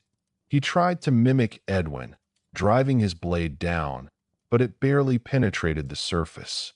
He heaved, a thin, reedy groan escaping his lips as he lifted a pathetic scoop of watery muck, most of it sluicing off before it reached the bank. He stumbled, catching himself on the shovel handle, his breath whistling in his chest. His face was the color of ashes, his lips tinged blue. He looked at Edwin, his eyes wide with a mixture of terror and apology. "Can't." Edwin, lungs burning. "Just stand," Edwin rasped, his voice raw. "Just stay upright. Look like you're working." He didn't dare stop. He attacked the ditch again, widening the cut Churditch was supposed to be making. Plant. Stomp. Lever. Heave. Splat. The rhythm was brutal, each movement an agony. His wet clothes dragged at him, the cold gnawing deeper. His empty stomach clenched and roiled, while rising in his throat. He focused on the mud, on the shovel, on the desperate need to move something, anything. He couldn't think. Thinking led to the whip, to Edgitha's cough, to the impossible length of ditch still stretching ahead, a serpent of black despair. He became a machine, fueled by fear and the dregs of a strength he didn't possess. He glanced towards the ridge. Godric still stood there, a dark, motionless silhouette against the washed-out gray of the sky. Watching. Always watching. The sun, a pale, watery disk veiled by high cloud, had moved. It was past its zenith now, beginning its slow, inevitable slide towards the western tree lane. Sunset. The word told in Edwin's mind like a death knell. Hours. He had hours to clear what would take two strong men a full day. It was madness. Impossible. Yet Godric demanded it. The whip demanded it. Hunger demanded it. He worked faster, driving his body beyond its limits. Sweat broke out on his forehead despite the freezing soak, mingling with mud and stinging his eyes. His vision blurred at the edges. His breath came in ragged, tearing gasps that burned his lungs. The muscles in his arms and back felt like frayed ropes, ready to snap. He slipped again, catching himself on the shovel handle before he fell completely, his boots sliding in the greasy clay beneath the water. The icy shock jolted him. He heard Godric's harsh laugh echo across the field, sharp and cruel as a crow's cry. Rage flared, hot and blinding, cutting through the numbness of cold and exhaustion. He wanted to hurl the shovel at that smug, hateful face. He wanted to scream his defiance to the uncaring sky. He wanted to feel Godric's bones break under his fists. The image was vivid, satisfying. The reeve sprawled in the mud he so loved to order others to move, blood blooming on his fine wool tunic. But the fantasy evaporated as quickly as it came, leaving only the taste of mud and the crushing weight of reality. He was Edwin, son of Wulfstan, bound to the soil, owned by Lord William. He had no right to rage, only to obey, or be broken. He looked at Churtich. The old man was leaning on a shovel, his head bowed, trembling uncontrollably. He wasn't even pretending to dig anymore. He was simply trying not to fall, not to die right there in the ditch. A wave of hopeless pity washed over Edwin, colder than the ditch water. Churtich wouldn't last. He might not last the hour. And if he fell, Godric would blame Edwin. The whip would fall. The bread would be withheld. Edgith. Lean on the bank, Churtich, Edwin choked out, his voice barely audible over his own labored breathing. Just rest against it. Look, down at the mud. It was a pathetic deception, but it was all he had. He couldn't carry the old man's weight and the ditch's burden. Churtich didn't argue. He shuffled backwards until his thin shoulders rested against the cold, muddy bank. He closed his eyes, his breath a shallow, rapid flutter in his chest. He looked like a bundle of sticks propped against the earth, ready to crumble. Alone again with the impossible task, Edwin drove his shovel back into the muck. Plant. Stomp. Lever. Heave. Splat. The rhythm resumed, slower now, each lift an immense effort. The world narrowed to the patch of black water directly before him, the bite of the shovel, the screaming protest of his muscles, the relentless, gnawing cold. He lost track of time. The pale sun moved imperceptibly across the gray vault of the sky. Sounds faded, the distant shouts from the plow teams, the cawing of crows, the sigh of the wind. There was only the sucking mud, his own ragged breath, and the phantom crack of the whip. His mind began to drift, unmoored by exhaustion and cold. He saw the stream near the edge of the forest where he'd played as a boy, before he understood what his life would be. The water had been clear then, sparkling over smooth stones. He could almost feel its cool purity on his skin, washing away the filth. He saw Aelith, younger, her eyes bright, before hunger and worry carved their lines. He heard Edgith's laugh, a sound like bells, before the cough stole it. He smelled baking bread, real bread, warm and yeasty, a scent from a dream, or perhaps a saint's day feast a lifetime ago. The visions were sharp, painful, a cruel counterpoint to the freezing sludge he stood in. A sharper pang of hunger twisted his gut, pulling him back. He stumbled, the shovel slipping from his numb fingers and splashing into the water. He fumbled for it, his frozen hands clumsy. As he grasped the handle, his gaze fell on the small channel of clearer water flowing sluggishly through the section they'd managed to clear. Cleaner, relatively. The memory of the sweet spring water was an agony. His throat was a desert, parched and raw. He glanced towards the ridge. Godric was still there, a distant sentinel. Risking it meant the whip. But the thirst was a torment, a physical need screaming louder than fear. Driven by a desperation that overrode caution, Edwin dropped to his knees in the freezing mire. He cupped his hands, plunging them into the flowing water upstream of where he'd been digging. It was still cloudy, still tainted with the taste of the ditch, but it lacked the thick, cloying foulness of the stagnant pools. He raised his trembling hands to his lips and drank. The water was icy cold, shocking his system, carrying the faint, undeniable tang of earth and decay. It wasn't clean. It wasn't pure. But it was wet. He drank greedily, again and again, the cold liquid a temporary balm on the fire in his throat, washing away the worst of the mud taste. It was a small, stolen moment of relief, a tiny victory against the crushing misery. He wiped his mouth on his filthy sleeve, the ruffle scraping his lips. He looked up. Godric hadn't moved. Had he seen? Did he care, as long as the ditch eventually got dug? Edwin pushed himself back to his feet, water streaming from his soaked brace. The brief respite was over. The cold bit deeper now, his wet clothes clinging like icy chains. The ditch stretched before him, endless, black, and hungry. The pale disk of the sun was noticeably lower, edging towards the skeletal branches of the distant woods. Sunset was coming. The ditch was barely half cleared, and his body felt like a lump of lead, every movement of fresh agony. He bent, his back protesting with a sharp stab of pain, and retrieved the shovel. The handle felt alien in his frozen, blistered hands. He planted the blade into the unyielding mud once more. Plant. The sucking resistance. Stomp. The jarring impact up his leg. Lever. The tearing strain in his shoulders and back. Heave. The impossible weight. Splat. The futile impact on the bank. He did it again. And again. And again. There was nothing else. No hope.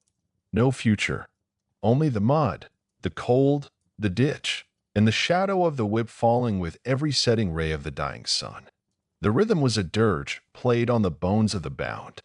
The ditch stretched before Edwin like a brown, sucking mouth. Godric's shadow receded, but his threat hung heavier than the icy mud clinging to Edwin's boots. The pigsty. After Vespers. After this. A lifetime of labor compressed into a single, impossible day. He could already smell the ammonia sting of pig filth, feel the phantom ache in his spine from bending over the sty's low wall in the dark. Despair threatened to buckle his knees. He gripped the shovel handle, the rough wood biting into his raw palms, anchoring him. Edwin, lad. Churtich's voice was a threadbare whisper, frayed with shame. He stood hunched over his own shovel, a skeletal figure trembling in the cold. Mud streaked his face, plastered his thin gray hair to his skull. I've dragged you down into the mire with me. Godric's wrath. The sty. It's my fault. Edwin shook his head, a sharp, jerky motion. He couldn't afford sympathy, not now. It was a luxury that would drown them both.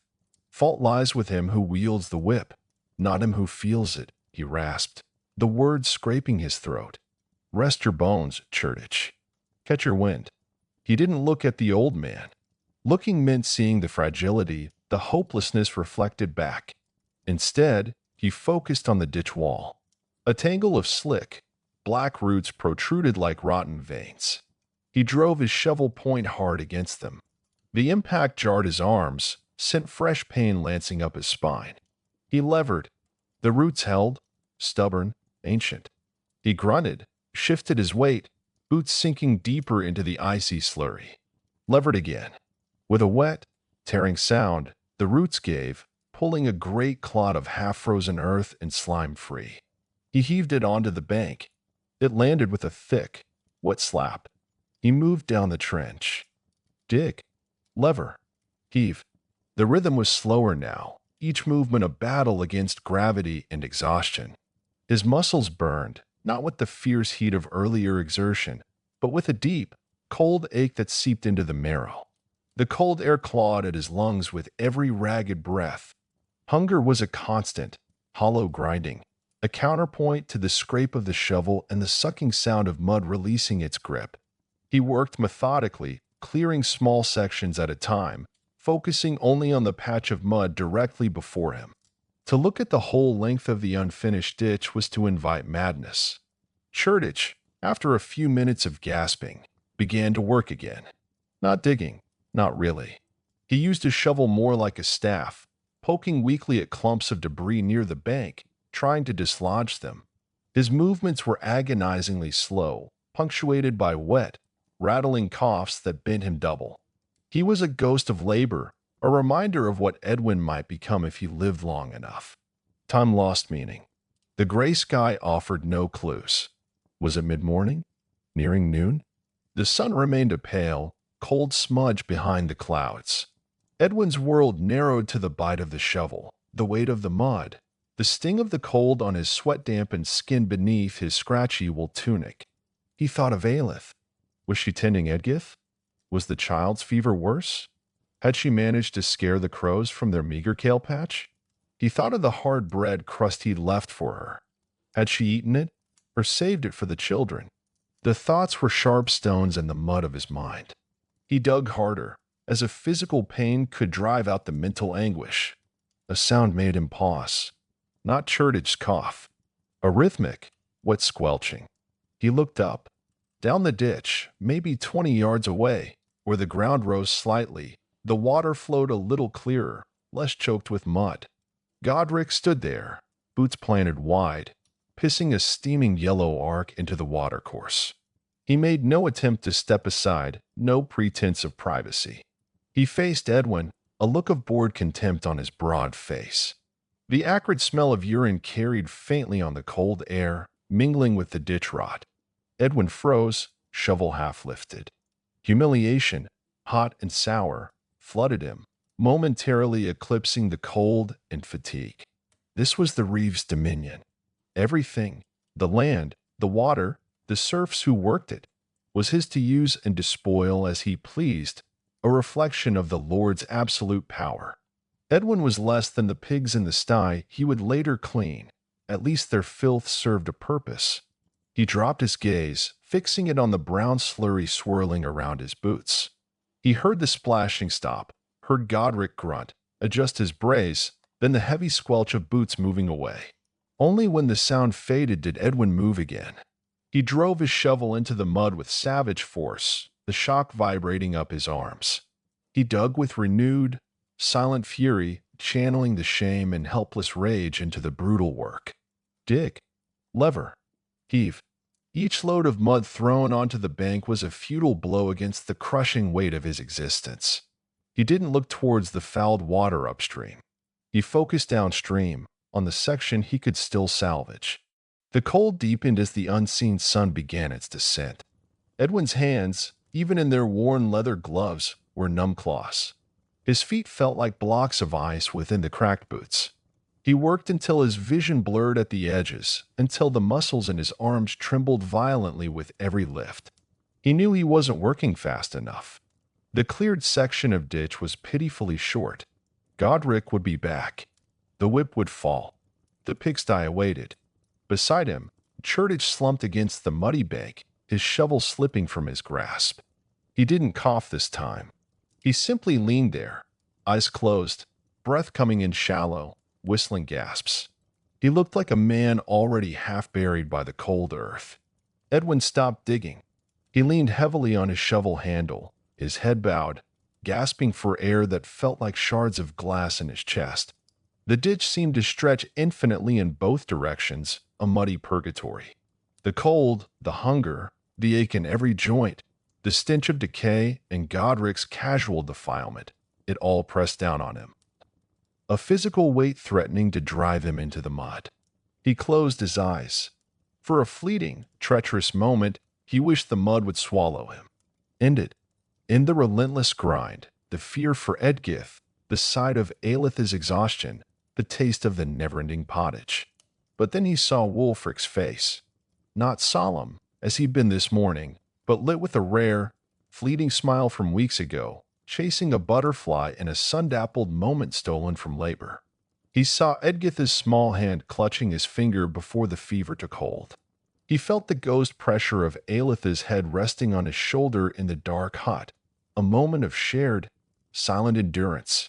They were anchors, dragging him back from the sucking void of surrender. He couldn't sink. Not while they needed him. Not while Godric's whip hung over Churtich too. He opened his eyes. The ditch hadn't changed. The mud was still there. The cold still gnawed. The task was still impossible. But the crushing weight of despair had shifted, just enough. He bent, slowly, stiffly, and retrieved Churtich's fallen shovel. He wedged it handle first into the muddy bank within the old man's reach, should he find the strength. Then, without a word, Edwin picked up his own shovel. He positioned it against the slick, unforgiving wall of the ditch. He set his frozen feet as firmly as he could in the sucking mud. He took a breath that burned, gathered the frayed remnants of his strength, and drove the blade deep. The mud resisted, then yielded. He levered, muscle screaming. He lifted the dripping weight. He heaved it onto the bank. He didn't look up. He didn't look back. He moved down the trench, a slow, painful shuffle. Dig. Lever. Heave. The rhythm resumed, slower, infinitely more weary, but unbroken. He dug towards the fouled water upstream, towards the setting sun he couldn't see, towards Godric's inevitable return, and the dark, stinking promise of the pigsty waiting in the twilight. He dug because stopping meant the whip. He dug because Churtich couldn't. He dug because Wulfric and Edgith needed the thin gruel his labor might earn. He dug, a man reduced to muscle, bone, and desperate will, etching his defiance one shovelful of mud at a time onto the unyielding earth. The pale disk of the sun slid lower, bleeding weak light through the skeletal branches of the western woods. Long, distorted shadows crept across the churned mud of the ditch bank. Godric's shadow, thick and menacing, lay directly across Edwin's boots. The bell for vespers hadn't yet tolled, but its imminence hung in the frigid air, a death knell for Edwin's hopes of rest. Each shovelful of mud he heaved onto the bank felt heavier than the last, a cold, sucking agony that radiated from his blistered hands up his screaming arms and into the molten core of pain in his lower back. His breath rasped, each inhale a knife of cold air in his raw throat. Hunger was a living thing now, gnawing with sharp teeth at his insides, twisting his empty stomach into knots. The watery gruel of dawn was a cruel memory. Beside him, Churtich was a ghost. The old man moved in slow, jerky motions, his spade barely scraping the surface before he had to lean heavily on the shaft, trembling violently. His face, gray beneath the mud, was slack with exhaustion and terror.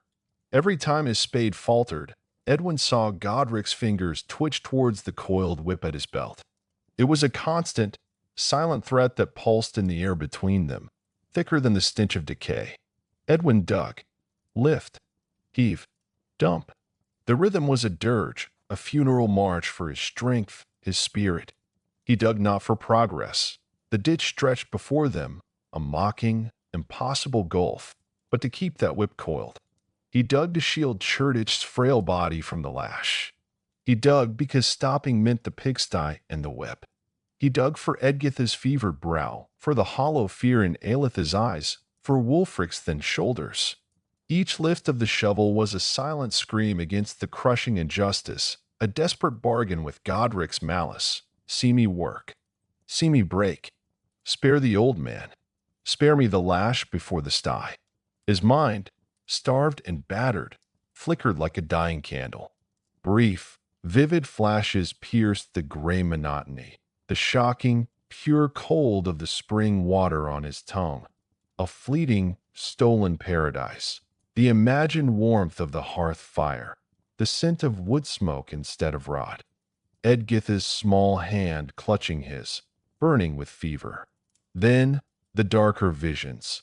The vast, reeking pit of the pigsty, the boar's filth clinging to him. The impossible task stretching through the freezing night. The whistle of the lash. The searing pain. The raw shame of being stripped and beaten before the manor gate at dawn. Godric's voice echoed, cold and precise. By dawn. Alone. Fail flogged raw. Churdich shares your stripes. The threat was a noose tightening with every passing minute. He glanced sideways.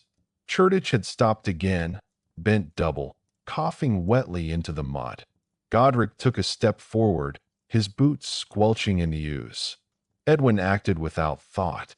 He drove his shovel deep, lifted a grotesquely large clod of mud and roots, and staggered as he hurled it onto the pile near Godric's feet. It landed with a thick splatter, spraying muck onto the Reeves' boots. Working Master Godric, Edwin gasped, the words ripped from his raw throat. He didn't look up, immediately plunging the shovel back into the ditch, digging with frantic, unsustainable energy. See? Digging. Clearing the flow. Godric stopped. Edwin felt the Reeves' gaze, hot and contemptuous, boring into him. He heard the soft scrape of leather as Godric's hand brushed the whip handle. Seconds stretched, thin as ice. Edwin kept digging, hauling mud with trembling arms, his vision blurring at the edges. Lift. Heave. Dump. Finally, a grunt. See that you do, worm, Godric sneered. He didn't move away, but his hand dropped from the whip. Sun touches the treetops. That's when you stop. Not a breath before. Then the sty. He spat into the ditch, the glob landing near Edwin's boot. Relief, cold and sickening, washed over Edwin, followed instantly by a deeper wave of dread. He'd bought Churdich and himself a temporary reprieve from the lash, but only by exhausting the last dregs of his strength now, strength he would desperately need for the horror awaiting him after Vespers. The ditch was irrelevant. It was a prelude to damnation. The pigsty loomed in his mind, a vast, stinking mouth ready to swallow him whole through the long, freezing night. He dug on, mechanically, each movement fueled by pure, animal terror. The setting sun bled across the field, painting the mud crimson, a fitting color for his despair. The bell would toll soon, and then the real work, the impossible punishment, would begin. He was a dead man digging his own grave, one shovelful of mud at a time. The bell for Vespers tolled, its mournful clang echoing across the frozen fields. The sound seemed to seep into Edwin's bones, colder than the deepening dusk. Godric was gone, swallowed by the gathering gloom as he strode back towards the manor house, his silhouette sharp against the last gray streaks of light. Churdich lay where he'd fallen, a crumpled heap beside the meager trench they'd clawed from the earth. He wasn't moving. Edwin stood over him, swaying slightly. His body was a single, throbbing ache. His hands, raw and bleeding inside their crust of mud, were locked around the shovel handle. His back felt fused, every muscle screaming. His stomach was a hollow pit gnawing on itself. The cold air bit through his sweat-soaked, filthy tunic, making him shiver uncontrollably. He stared at Churdich, at the shallow, rapid rise and fall of the old man's chest.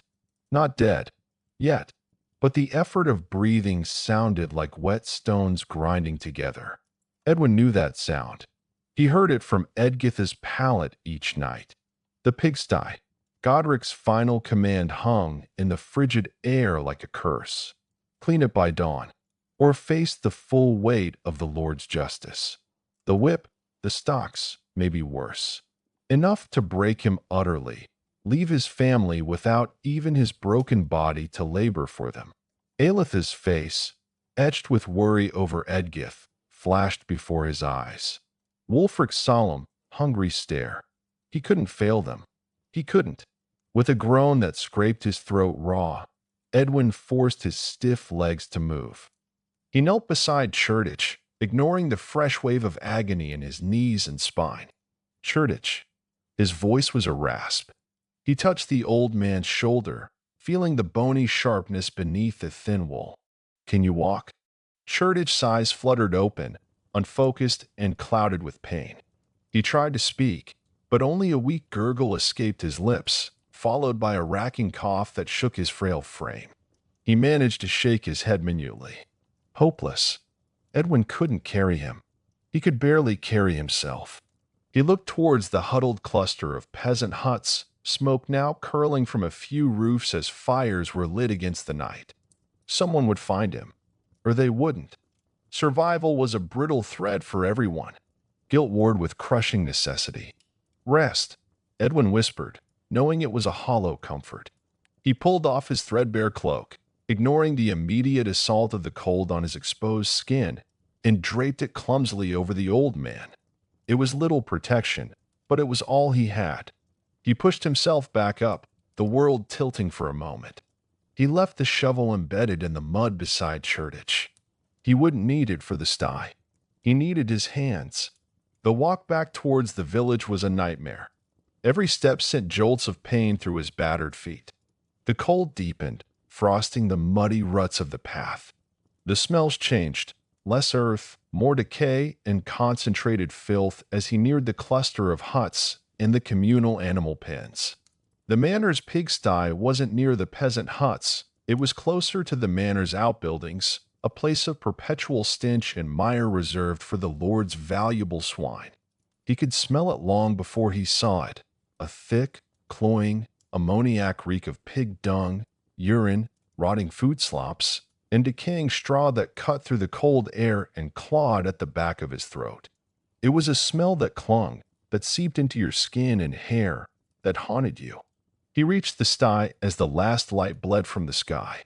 It was a large, sunken enclosure bounded by a low stone wall topped with rough timber rails. Inside, it was a vision of hell. Months, perhaps years, of accumulated filth formed a thick, viscous slurry. The lord's pigs, 5 fat, grunting beasts, were already huddled together in the slightly drier corner they'd claimed, their hides caked in muck. Their beady eyes watched him incuriously as he approached. The surface of the mire was frozen in patches, but beneath the brittle crust, it was a sucking, semi-liquid horror. Discarded turnip tops, rotten grain husks, and lumps of unidentifiable refuse poked through the muck. The stench was overwhelming, a physical force that made his empty stomach heave. Godric's demand echoed, "Clean it." By dawn, clean this. It was impossible. To clean it properly would take days, with tools and fresh straw he didn't have. All he had were his bare hands and a wooden shovel that would be useless in this slop. He was meant to fail. This was pure punishment, a slow, humiliating torture designed to break him completely before the whip finished the job. Despair threatened to drown him, colder and deeper than the ditch water. He leaned against the rough timber rail, his forehead pressed to the cold, splintered wood. Images flooded him. Edgitha's fever-bright eyes, Aelitha's worn hands, the meager warmth of the hearth, the taste of the thin gruel. Then, Godric's sneer, the lash coiled at his belt, the looming shadow of the manor. The pigs grunted softly. The cold gnawed at his exposed neck and arms. He had no cloak. He had no food. He had only this task, this impossible, filthy task. A sound escaped him, not a sob, but a harsh, grating breath, like stone on stone. He pushed away from the rail. Clean it. He had to try. For Edgith. For Aelith. For Wulfric. For the fragile thread of hope that maybe, somehow, he could endure this too. He fumbled for the crude wooden latch on the gate. It opened with a groan. The pigs stirred, shifting their bulk, watching him. Taking a breath that filled his lungs with the vile stench, Edwin stepped into the pen. His worn boots sank instantly, disappearing into the knee-deep mire. The cold was shocking, penetrating the leather instantly, followed by a sickening, sucking warmth as his legs plunged deeper into the decomposing filth. The smell intensified 100-fold, thick and choking. Something sharp, a bone fragment, perhaps, jabbed his calf through the leather. He gagged, while rising in his throat. He forced it down. He had no tool. He would use his hands. Bending at the waist, ignoring the shriek of protest from his spine, he plunged his arms into the slime. It was thick, glutinous, and repulsively warm beneath the surface crust. He scooped a double handful of the reeking mess, dung, straw, rotting vegetable matter, all mixed into a foul pudding, and heaved it towards the low wall. It splattered against the stone, most of it sliding back down into the morass. It was like trying to bail out the sea with a thimble. He did it again, and again. Each scoop was an agony. The filth coated his arms up to the elbows, seeped into the tears in his tunic sleeves, stung the raw wounds on his hands. His muscles, already pushed beyond endurance, screamed with every movement. His breath came in ragged gasps, each inhalation a lungful of putrid air. The cold bit into his wet legs and arms. Hunger gnawed, a constant, dull ache beneath the sharper pains. The pigs, disturbed by his intrusion, began to grunt more insistently. One, a large sow, lumbered towards him, snuffling at the muck he was disturbing, perhaps hoping for scraps. Her snout bumped his leg. Edwin froze, heart pounding. He had nothing to defend himself with. The sow nudged him again, harder, almost knocking him off balance in the sucking mire. She let out a low, rumbling grunt. He slowly straightened, meeting the pig's small, stupid eyes. He saw no malice, only a dim curiosity and hunger. He was an obstacle, a disturbance in her filthy world. He stayed perfectly still, holding his breath. After a moment, the sow lost interest and turned away, rooting in the disturbed sludge near his feet. Edwin let out a shaky breath. He looked at the vast expanse of filth, lit only by the faint starlight now. He had cleared perhaps a square foot. The sty was huge. Dawn was hours away. Hopelessness washed over him again, colder than the muck. He thought of Churditch, lying alone in the freezing field. He thought of his daughter, burning with fever. He thought of Godric's satisfied smirk when he found him still here at dawn, defeated. A tremor ran through him, part cold, part fury, part sheer. Animal will to survive. He bent again, plunged his hands back into the foul warmth. Scooped. Through. Scooped. Through. The rhythm was mindless, brutal. He focused only on the next scoop, the next heave. He became a machine of desperation, fueled by fear and love. His world narrowed to the stench, the cold, the burning ache in every fiber, and the relentless, impossible task of moving a mountain of filth with his bare hands, one putrid handful at a time. Under the indifferent gaze of the stars and the grunting pigs, the long, dark night had only just begun. The cold bit deeper as true night fell. Edwin's hands, already raw from the ditch, burned anew with every plunge into the icy muck. The wooden shovel, rough-hewn and splintered, felt like a lead weight. Each scoop was agony, a tearing in his shoulders, a grinding in his back, a fresh wave of nausea from the stench that coated his tongue and filled his nostrils. The pigs, restless shadows in the sty's gloom, snorted and grunted, their small, intelligent eyes watching him. Occasionally, one would nudge his leg or root near his feet, seeking scraps he didn't have, adding a layer of nervous exhaustion to the physical torment.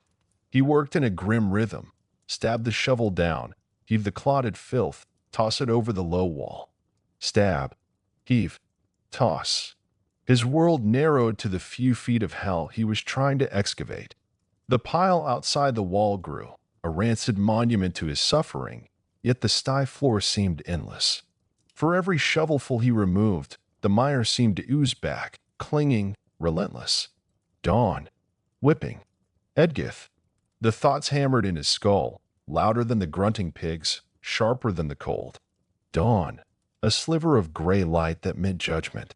Whipping, Godric's cruel smile. The searing pain, the shame. Edgith, his daughter's fevered brow, her weak cough, the desperate hope in his wife's eyes. He had to finish. He had to get back to them. The fear was a cold stone in his gut, heavier than the mud. He found a strange, grim focus. The pain became a distant thrum, the stench a constant he could almost ignore. His movements grew mechanical, driven by pure, animal will. Stab, heave, toss. Time lost meaning. The moon climbed, casting long, distorted shadows. Frost glittered on the cleared patches of the sty wall. Edwin's breath plumed in the frigid air, each gasp a knife in his lungs. Once he stumbled, his numb foot catching on a half-buried stone. He fell forward, hands plunging deep into the freezing filth. For a moment, he lay there, cheek pressed against the icy slime, the sheer hopelessness washing over him like the muck. Why? Why endure this? The temptation to just stop was overwhelming. To let the cold take him. To let Godric win. Then he saw it again, the small, clean stream near his childhood home. Sunlight on water. Freedom. And superimposed over it, Edgith's face, pale but smiling. A fragile spark ignited in the darkness of his despair. For her. He pushed himself up, scraping filth from his eyes and mouth with a trembling, blood-streaked hand. He spat, the taste vile. He found the shovel. Stab. Heave. Toss. Hours crawled by. His arms were leaden weights. His back screamed with every movement.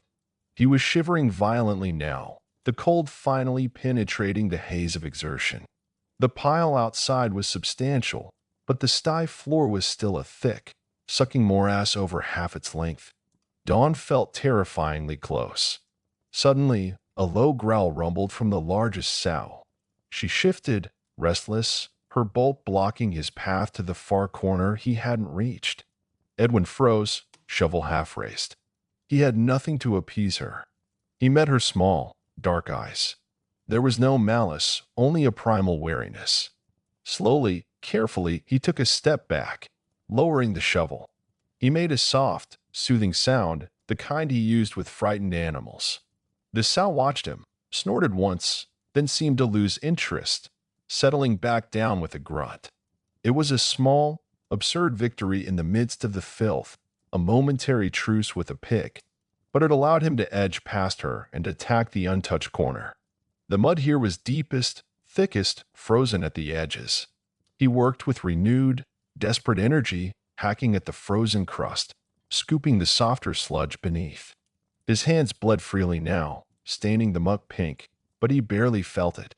As the first faint, gray light began to dilute the blackness of the eastern sky, Edwin straightened. He surveyed the sty. It was cleared, not clean, never clean. The packed earth floor was still stained dark, reeking, littered with trampled straw and pig droppings he hadn't the strength to pick out. But the deep, liquid muck was gone, piled in a reeking heap beyond the wall.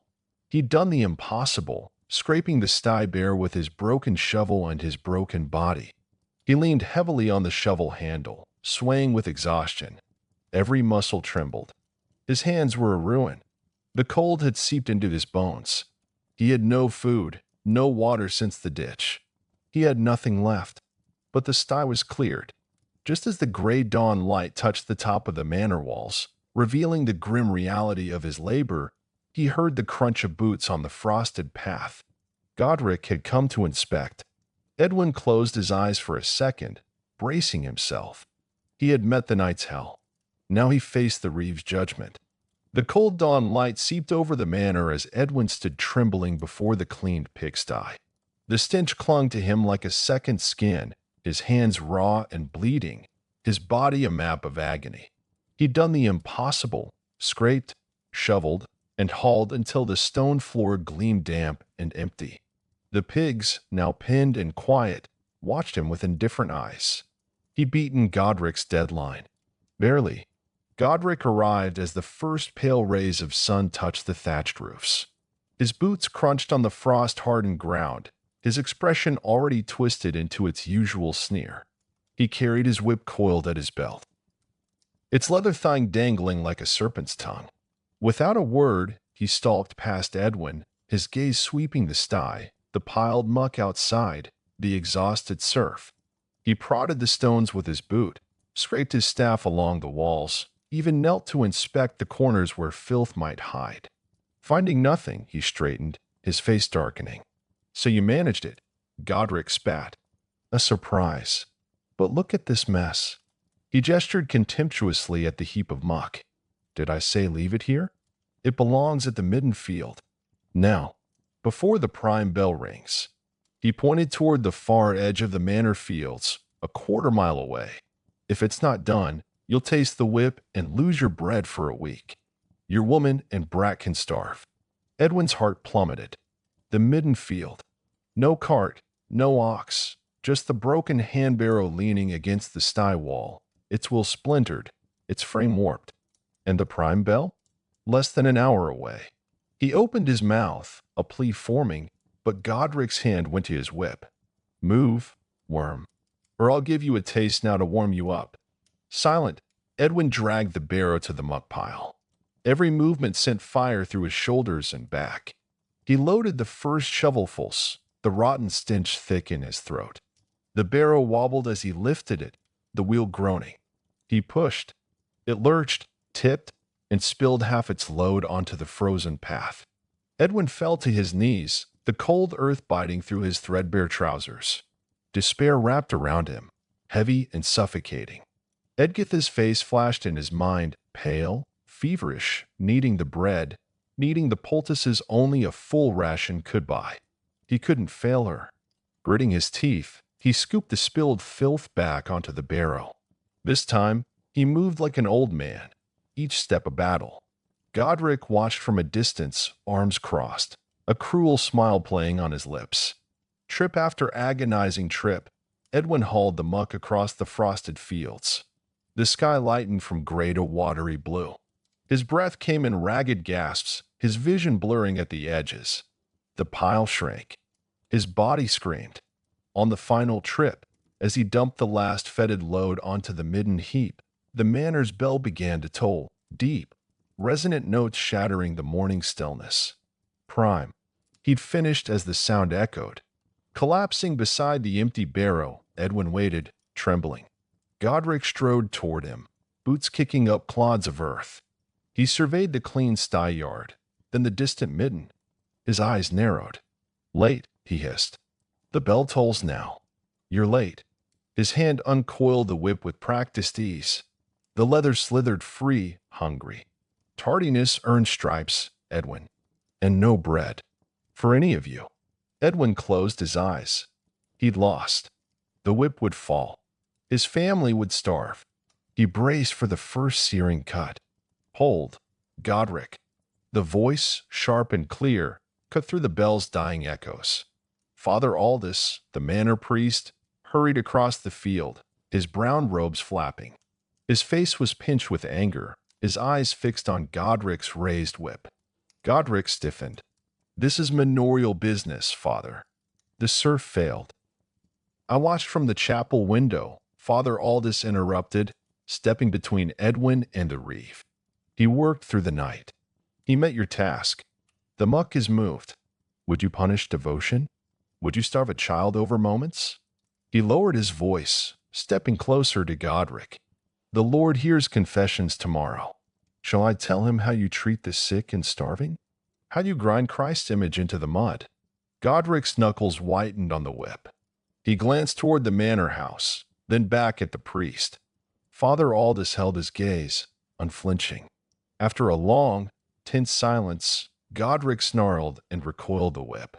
For your sake, priest, he avoids the lash. But the rule stands, no bread for tardiness. He leaned toward Edwin, spittle flying. Remember this mercy. Next time, I'll flay you raw. Godric stalked away, his shadow long in the rising sun. Father Aldous helped Edwin to his feet. Go to your family, he murmured, pressing a small, wrapped bundle, a heel of cheese and a dried apple, into Edwin's hand. God sees your suffering. Rest today. I'll speak to the bailiff about Godric's seal. Edwin tried to thank him, but his throat closed. He stumbled toward the serfs' huts, the priest's gift clutched tight. No bread. The thought was a stone in his chest. Elflade would weep. Edgitha's fever would burn without the barley to trade for medicine. As he passed the empty smithy, something caught his eye, a coarse, dark loaf lying in the dirt by the well, likely dropped from a servant's basket. He glanced around. No one. Heart pounding, he snatched it up, tucking it beneath his tunic with the priest's bundle. It was stolen. A sin. But it was life. He pushed open the door of his hut. Elflade rushed to him, her face gaunt with worry. She gasped at his filth, his bleeding hands, the hollows under his eyes. Edwin, what did he? He pulled out the loaf and the small bundle. Food, he rasped. Enough for today. Then his legs gave way. Elflade caught him, lowering him gently to the straw pallet where Edgith slept fitfully. As his wife tended his wounds, Edwin stared at the thatched roof. Godric's sneer, the weight of the whip, the priest's kindness, the stolen bread, it all swirled in his exhaustion. He'd survived the night, but the cost was carved into his bones. And tomorrow, the work would begin again. The stolen loaf felt like a burning stone in Edwin's tunic as he stumbled through the pre-dawn gloom. Every snap of a twig, every rustle in the underbrush, sent jolts of terror through him. Godric's face, contorted with rage, haunted his thoughts. He'll know. He always knows. The Reeves' eyes missed nothing. A missing loaf from the manor kitchen would scream Edwin's name. He clutched his side, ribs aching from the night's labor, and pushed onward. The woods thinned, revealing the low, crooked outline of his hut. Smoke curled weakly from the roof hole. Home. Yet relief curdled into dread. What if Godric had already come? Inside, the air hung thick with the scent of damp earth and sickness. Lef knelt beside their pallet, sponging Edgith's forehead with a rag. The child's breathing was shallow, her skin waxen in the ember light. Lef looked up, eyes hollow with exhaustion. Edwin? Did you? Her voice cracked. She saw the wild fear in his eyes, the mud caking his hands, the unnatural bulge beneath his tunic. Her hope withered. No bread, she whispered, shoulders sagging. Wordlessly, Edwin drew out the loaf. It was small, dense rye stolen from the very basket meant for Lord Osric's table. Lef's eyes widened, first in disbelief, then horror. She scrambled to her feet, grabbing his arm. Where did you? Doesn't matter, Edwin rasped, thrusting it toward her. For Edgith. Grind it soft. Boil it with water. Now. Lef hesitated, her knuckles white. If they find out. They'll flay me either way. Edwin's voice broke. She's dying. Lef. Look at her. Edgith stirred, whimpering. Lef's resolve shattered. She snatched the bread, fingers trembling as she broke off a crust, hurrying to the mortar. Edwin sank to the dirt floor, head in his hands. The hut's walls seemed to press closer, suffocating. Every moment stretched into an eternity. Would Godric come at dawn? With guards? Or would he wait, savoring the hunt? Lef worked silently, grinding the bread to meal, mixing it with precious water warmed over the hearth. The gruel's faint, nutty smell filled the hut, a cruel mockery of comfort. She lifted Edgith, cradling her, spooning tiny sips between the child's lips. Edwin watched, heart pounding. Just swallow. Please. A sudden fist hammered against the door. Boom, boom, boom. Lef froze, spoon hovering. Edgith whimpered again. Edwin of the mud.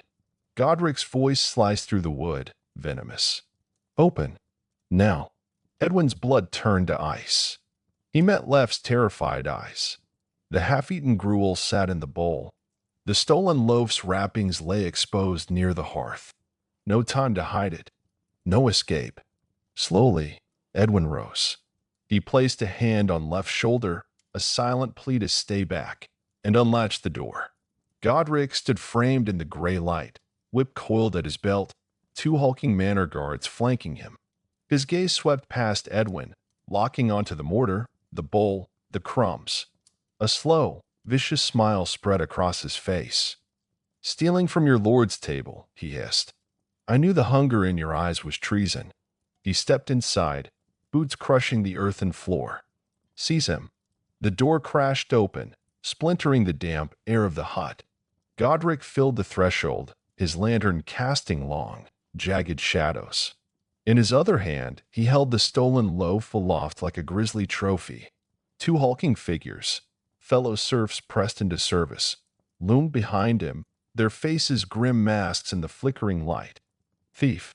Godric's voice was a whip crack, echoing off the Waterland daub walls. The lantern light glinted in his triumphant eyes.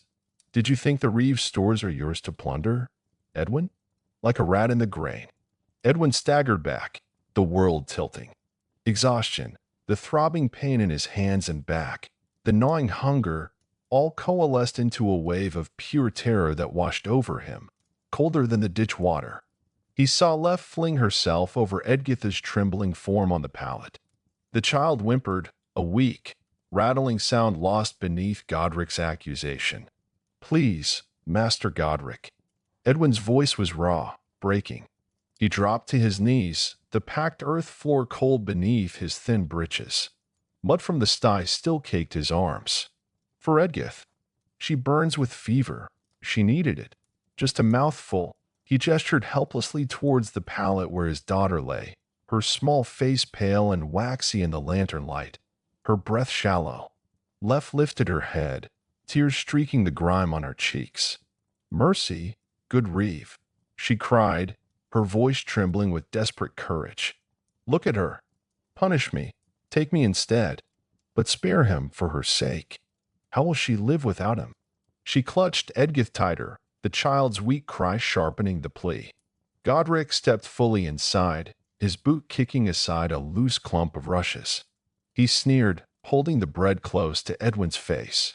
The yeasty smell, once a promise of life, now smelled like doom. Mercy? For a thief who defies his Lord Steward. He spat the words. Your brat's sickness is no excuse for stealing the Lord's bread. The law is clear. You knew the penalty. His gaze swept the pitiful hut, the dying embers in the hearth, the damp walls, the sick child. There was no pity, only cold satisfaction. Seize him. The two men moved forward, their heavy hands clamping onto Edwin's arms like iron manacles. Pain shot through his bruised muscles. A surge of primal defiance, born of utter despair, made him twist. No. Lef. Edgith. He strained against the grip, a raw, animal sound tearing from his throat. It was futile. He was a scarecrow against their solid strength. One of the men grunted, tightening his hold until Edwin gasped. Lef. Edwin choked out, his eyes locked on his wife's terrified face. The fever, willow bark, keep her warm. Promise me. His voice cracked. Promise. I promise. Lef sobbed, reaching a hand towards him before shrinking back under Godric's glare. Godric watched the struggle, a cruel smile playing on his lips. Drag him to the stocks. Let the village see what becomes of thieves before the bailiff passes sentence. He turned to leave, pausing only to toss the stolen loaf contemptuously onto the dirt floor near the hearth. It landed with a soft thud, a cruel mockery of Edwin's sacrifice. Feed your brat with that, woman. Enjoy it. It's the last bread this house will see from the manor. The men hauled Edwin upright. He stumbled, his legs buckling, but they held him fast, propelling him towards the door. He caught one last glimpse of Lef, crumpled over Edgith, her shoulders shaking with silent sobs, and of the stolen loaf lying useless in the dirt. Then he was out into the biting pre-dawn darkness, the door slamming shut behind him, sealing his family away in despair. The cold air hit him like a blow, but it was nothing compared to the icy dread settling in his bones. The only sounds were the harsh breathing of his captors and the dragging scrape of his own feet on the frozen path towards judgment. The heavy oaken doors slammed shut behind Godric and his men, plunging the hut back into gloom. Edwin's muffled shouts faded into the pre-dawn stillness, swallowed by the forest beyond. Lef stood frozen, her hands still outstretched in a futile plea. The only sound was Edgith's weak, rattling cough from the pallet. Her eyes fell to the dirt floor where Godric had thrown the stolen loaf. It lay broken, half crushed beneath a muddy boot print. She lunged for it, scraping it into her hands like a treasure, brushing off the filth. It's still food, she thought desperately, tearing off a small, clean piece. Kneeling beside Edgith, she lifted her daughter's head. Hush now, little sparrow, she whispered, voice trembling. Eat this. Just a bite. Edgith's eyelids fluttered open, glassy with fever. She managed a tiny nibble before another cough racked her tiny frame, spitting the morsel back out. Lef wiped her daughter's chin, the meager hope curdling into ash in her throat. Edwin was gone. The bread was fouled. Edgith burned. The weight of it pressed down, thick and suffocating. Outside, the first gray light of dawn crept over the village. Edwin stumbled between Godric and a hulking man-at-arms, his arms wrenched behind his back.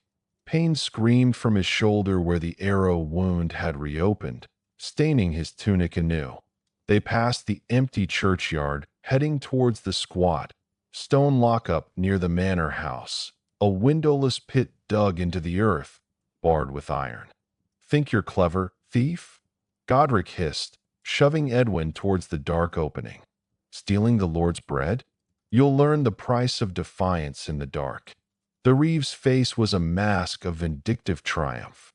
The man-at-arms unlocked the heavy padlock and hauled the creaking iron grate aside, revealing a reeking blackness that smelled of damp earth and old fear. Before Edwin could resist, a boot struck him hard between the shoulder blades. He pitched forward, landing heavily on the cold, slimy floor of the cell. The grate clanged shut above him, the sound final, deafening. Absolute darkness swallowed him. He could hear Godric's voice, muffled but clear.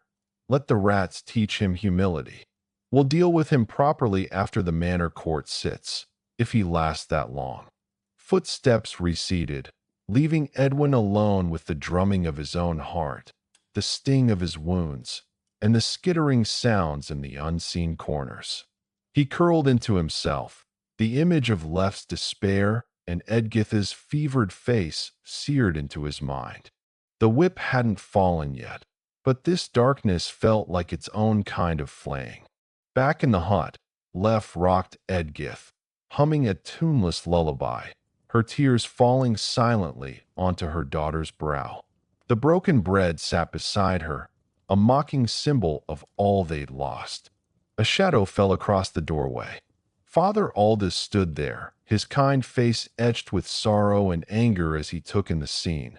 The despair, the foul bread, the empty space where Edwin should be. "Lef," he said softly, stepping inside. "I heard. God help us all. What has he done?" He knelt beside them, placing a gentle hand on Edgith's forehead. "We must get her help, and we will get Edwin back." His voice held a quiet steel Lef hadn't heard before. The fight wasn't over. It had just shifted to a darker, colder battlefield. The slam of the lockup door echoed in Edwin's skull long after the heavy oak thudded shut. Dank, icy air filled his lungs, thick with the smell of mold, urine, and despair. He slumped against the rough stone wall of the village lockup, a windowless cubbyhole barely large enough to lie down in. Godric's parting sneer, "Think on your thieving ways, dog," reverberated in the suffocating darkness. Edwin's hands, raw and bloody from the sty and the struggle, trembled, not from cold alone, but from the image seared behind his eyes. Edgith's fever-bright gaze, Lef's tear-streaked face as Godric's men dragged him away. The crushing weight wasn't just the stone. It was the knowledge that his family was alone, starving, with winter's teeth sinking deeper. Outside, in the wattle and daub hut that reeked of damp earth and sickness, Lef knelt beside the pallet. The single rushlight guttered, casting long, dancing shadows that made Edgith's small face look skeletal. The stolen loaf, now a trampled mess of crust and crumbs, lay where Godric had thrown it. Lef scooped a fragment, soft as mud, onto her finger. "Little bird," she whispered, her voice cracking like dry reeds. "Just a taste. For strength." She touched it to Edgith's cracked lips. The child's eyes fluttered open, glassy and unfocused. A weak cough rattled in her chest, and she turned her head away, the morsel falling onto the threadbare blanket. A sob tore from Lef's throat. She gathered the crumbs frantically, pressing them into a tiny, pathetic ball. Please, Edgith, please. But the child's breathing was shallow, her skin burning beneath Left's trembling touch. The hearth was cold ash. Edwin's cloak, the only thick one they owned, was gone with him. Despair, colder than the draft seeping through the walls, threatened to swallow her whole. He's in the hole. She's fading. And Godric has won. A soft knock, hesitant yet firm, broke the suffocating silence. Left froze, heart hammering against her ribs. Godric? Back for more? She scrambled to her feet, wiping her face with a grimy sleeve, bracing for another blow. The door creaked open, revealing not the Reeve's sneer, but the grave, weathered face of Father Aldous framed by his hood. He carried a small, covered basket and a clay jar stoppered with wax. The scent of wood smoke clung faintly to his rough woolen robes. "Peace be with this house, Lef," he murmured, his voice a low rumble that somehow didn't startle the child. His sharp eyes took in the scene, the crushed bread, Edgith's pallor, Lef's raw desperation. He stepped inside, closing the door gently against the bitter wind. I saw it all. Lef's composure shattered. She sank back to her knees beside the pallet, tears streaming freely now.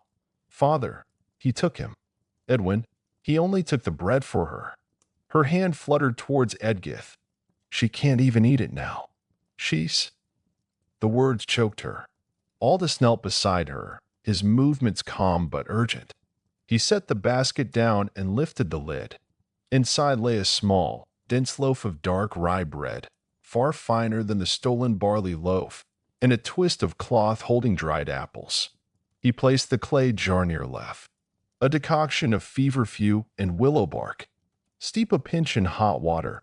It may ease her fever and the cough. His gaze was steady, holding Lef's despairing one. First, see if she can take a little of this. He broke off a tiny piece of the rye bread, softer and sweeter, and offered it. With trembling fingers, Lef took it. This time, when she touched it to Edgith's lips, the child's mouth moved weakly, accepting the morsel. A flicker of something, relief, agonizing hope, crossed Lef's face. She took it, she breathed, barely audible. A small mercy, Aldous said, watching the child swallow with effort. But we need greater ones. He looked around the bleak hut, his jaw tightening. Godric acts with the cruelty of a man who believes himself beyond reproach. To imprison a man for stealing bread to feed a dying child, this is not justice. It is tyranny.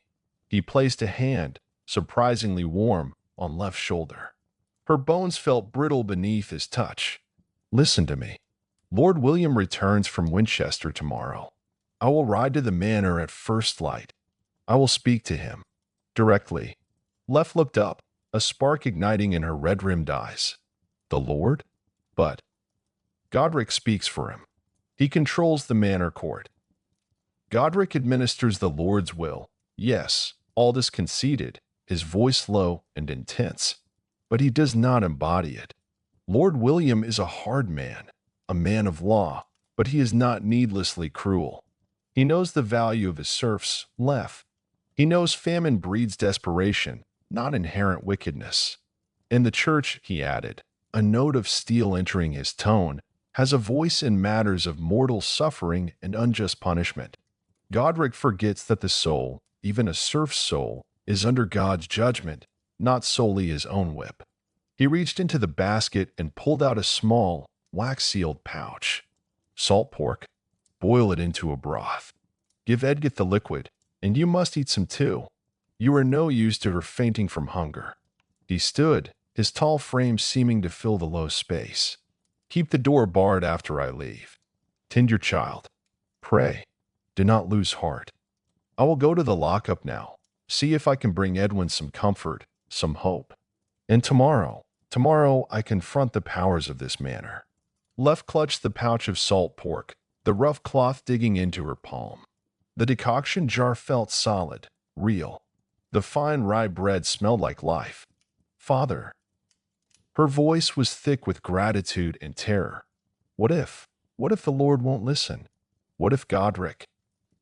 Aldous paused at the door, his face half in shadow. Then we find another way. But we fight, left, for Edwin, for Edgith, for the simple right to live without this fear. He made the sign of the cross over the huddled forms of mother and child. God sees your suffering. He sees Edwin's sacrifice. And he sees Godric's pride. Trust in that for now. Dawn will come. He slipped out into the freezing night, leaving behind the sin of herbs, the weight of his promise, and the fragile, terrifying ember of hope fighting the pervasive chill of despair. Left looked down at Edgith, then at the provisions. She took a shuddering breath, reached for the clay jar, and moved towards the cold hearth. There was broth to make. There was a fight to prepare for. Dawn would come. The heavy oak door of Lord William's hall groaned open, and Father Aldous stepped into the cavernous space, Edwin shuffling behind him in chains. The reeve, Godric, stood already before the high table, a smirk playing on his lips. Lord William, a man whose face seemed carved from the same cold stone as his manner, surveyed them with detached impatience. Enough delay, priest, Lord William snapped, tapping a finger on the table. State your case for this thief. Aldous bowed low, his voice clear and resonant, cutting through the hall's chill. My lord, I plead not for a thief, but for a desperate father. Edwin took one loaf, yes, but he took it only after Godric unjustly deprived him of his own rightful bread ration, bread Edwin earned through a day and night of impossible labor, imposed as cruel punishment for daring to shield a dying boy. Aldous gestured to Edwin's bruised face and raw, shackled wrists. Look upon him, Lord. This is not a lazy serf, but a man driven to the edge by tyranny. He labored under Godric's lash to clean a sty fit for hell itself, only to be denied the sustenance his body screamed for. He took the bread for his daughter, Edgith, who lies fevered and starving in their hovel. Was his crime theft, or was it love? Godric scoffed, stepping forward. Pretty words, priest. Rules are rules. Serfs don't steal from their lord. He broke the law. Punishment is due. Flogging. Branding. The stocks. Silence. Godric. Lord William's voice cracked like a whip. He studied Edwin, then Aldous, then Godric. His gaze lingered on the reeve. This, excessive labor, depriving a man of his ration. Is this true? Godric shifted, his smirk faltering. He was insolent. Lord. Needed correction. The pigsty. Correction? Aldous interjected, his voice sharp. Correction that nearly killed Shoreditch? Correction that left Edwin broken before you ordered him to move a mountain of muck alone? Correction that stole the food from his sick child's mouth? Is this how you steward my lord's lands? Through fear and starvation that drives men to despair and forces them to steal simply to survive. Aldous turned back to Lord William, his eyes burning. My lord, Godric's cruelty breeds the very disorder he claims to prevent. He rules by the whip, not justice, and it shames this manner before God and man. A heavy silence fell. Lord William's expression was unreadable, but his knuckles were white where he gripped the table edge. He saw the truth in Edwin's hollow eyes, the fervent conviction in Aldous, and the defensive bluster in Godric. A cruel reeve could be useful, but an unstable one whose excesses provoked the church and risked unrest among the serfs. That was a liability. Godric, Lord William said, his voice dangerously low. Your stewardship lacks balance. Your zeal has become oppression. You are relieved of your duties as reeve. Return your keys to the bailiff. Godric's face turned ashen. My lord, you cannot. I can, William stated flatly. And I do. Leave my sight. 2 guards stepped forward, and a sputtering Godric was unceremoniously escorted out. His reign of terror ended with a word. Lord William then turned to Edwin.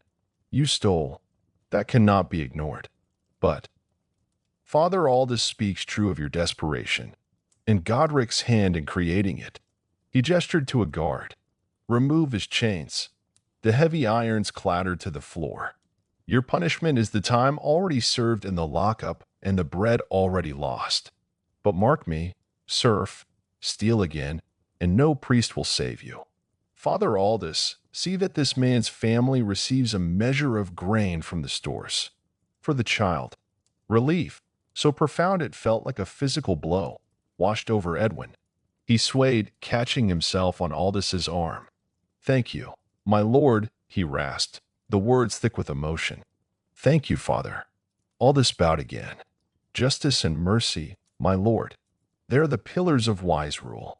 The walk back to the hut was silent, Edwin leaning heavily on Aldous. The priest carried a small sack of barley. As they neared the low doorway, Lef rushed out, her face streaked with tears but alight with desperate hope. Edwin. She threw her arms around him, sobbing into his tattered tunic. He held her tight, breathing in the scent of home beneath the lingering fear. Inside, Edgith lay on the straw pallet, pale but awake. Her eyes, bright with fever only hours before, now held a fragile awareness. Aldous knelt beside her, gently pressing a small clay jar into Lef's hands. A decoction of willow bark and honey. It will ease her fever and the cough. Boil water, mix a spoonful in, let her sip it slowly. He placed the sack of barley by the cold hearth. This will make broth. Strengthen you all. Lef clutched the medicine, tears flowing anew. Bless you, Father. How can we ever repay? Your daughter's health is repayment enough, Aldous said softly, rising. He placed a hand on Edwin's shoulder. Rest. Heal. Tend your family. The ditch will wait. Godric will trouble you no more. As Aldous slipped away into the twilight, Edwin sank down beside Edgith's pallet. Lef busied herself lighting the fire, the promise of warmth and broth filling the small space. Edwin gently touched his daughter's cheek. It was still too warm, but the terrifying, glassy look was gone. Her small hand weakly grasped his finger. He looked out the open door. The vast, oppressive shadow of the manor still loomed. The endless labor awaited. The fear of hunger would return. But for this moment, the crushing weight was lifted. He had endured the ditch, the sty, the chains, and the darkness. He had faced Godric and survived. Lef was safe. Edgith was breathing easier. Edwin gathered his daughter into his arms, her small head resting against his chest. He carried her to the doorway, stepping just outside. The last rays of the setting sun washed the fields in warm gold. The air, though still crisp, held the faint promise of spring. He looked down at Edgith. Her eyes were closed, her breathing a soft, steady rhythm against him. The terrible rattle was gone. A deep, shuddering sigh escaped him, releasing the last knots of fear and fury. He looked out over the land he was bound to, the land that demanded his blood and sweat. The work would return. The struggle would continue. But for now, in this fragile moment of peace, the sun was warm on his face, his wife stirred the fire behind him, and his daughter breathed easy in his arms. It was enough. It was everything. He held her tighter, whispering a prayer of thanks to the fading light, and simply stood, watching the dusk settle, feeling the precious weight of survival and the quiet, defiant strength it had forged within him. The end.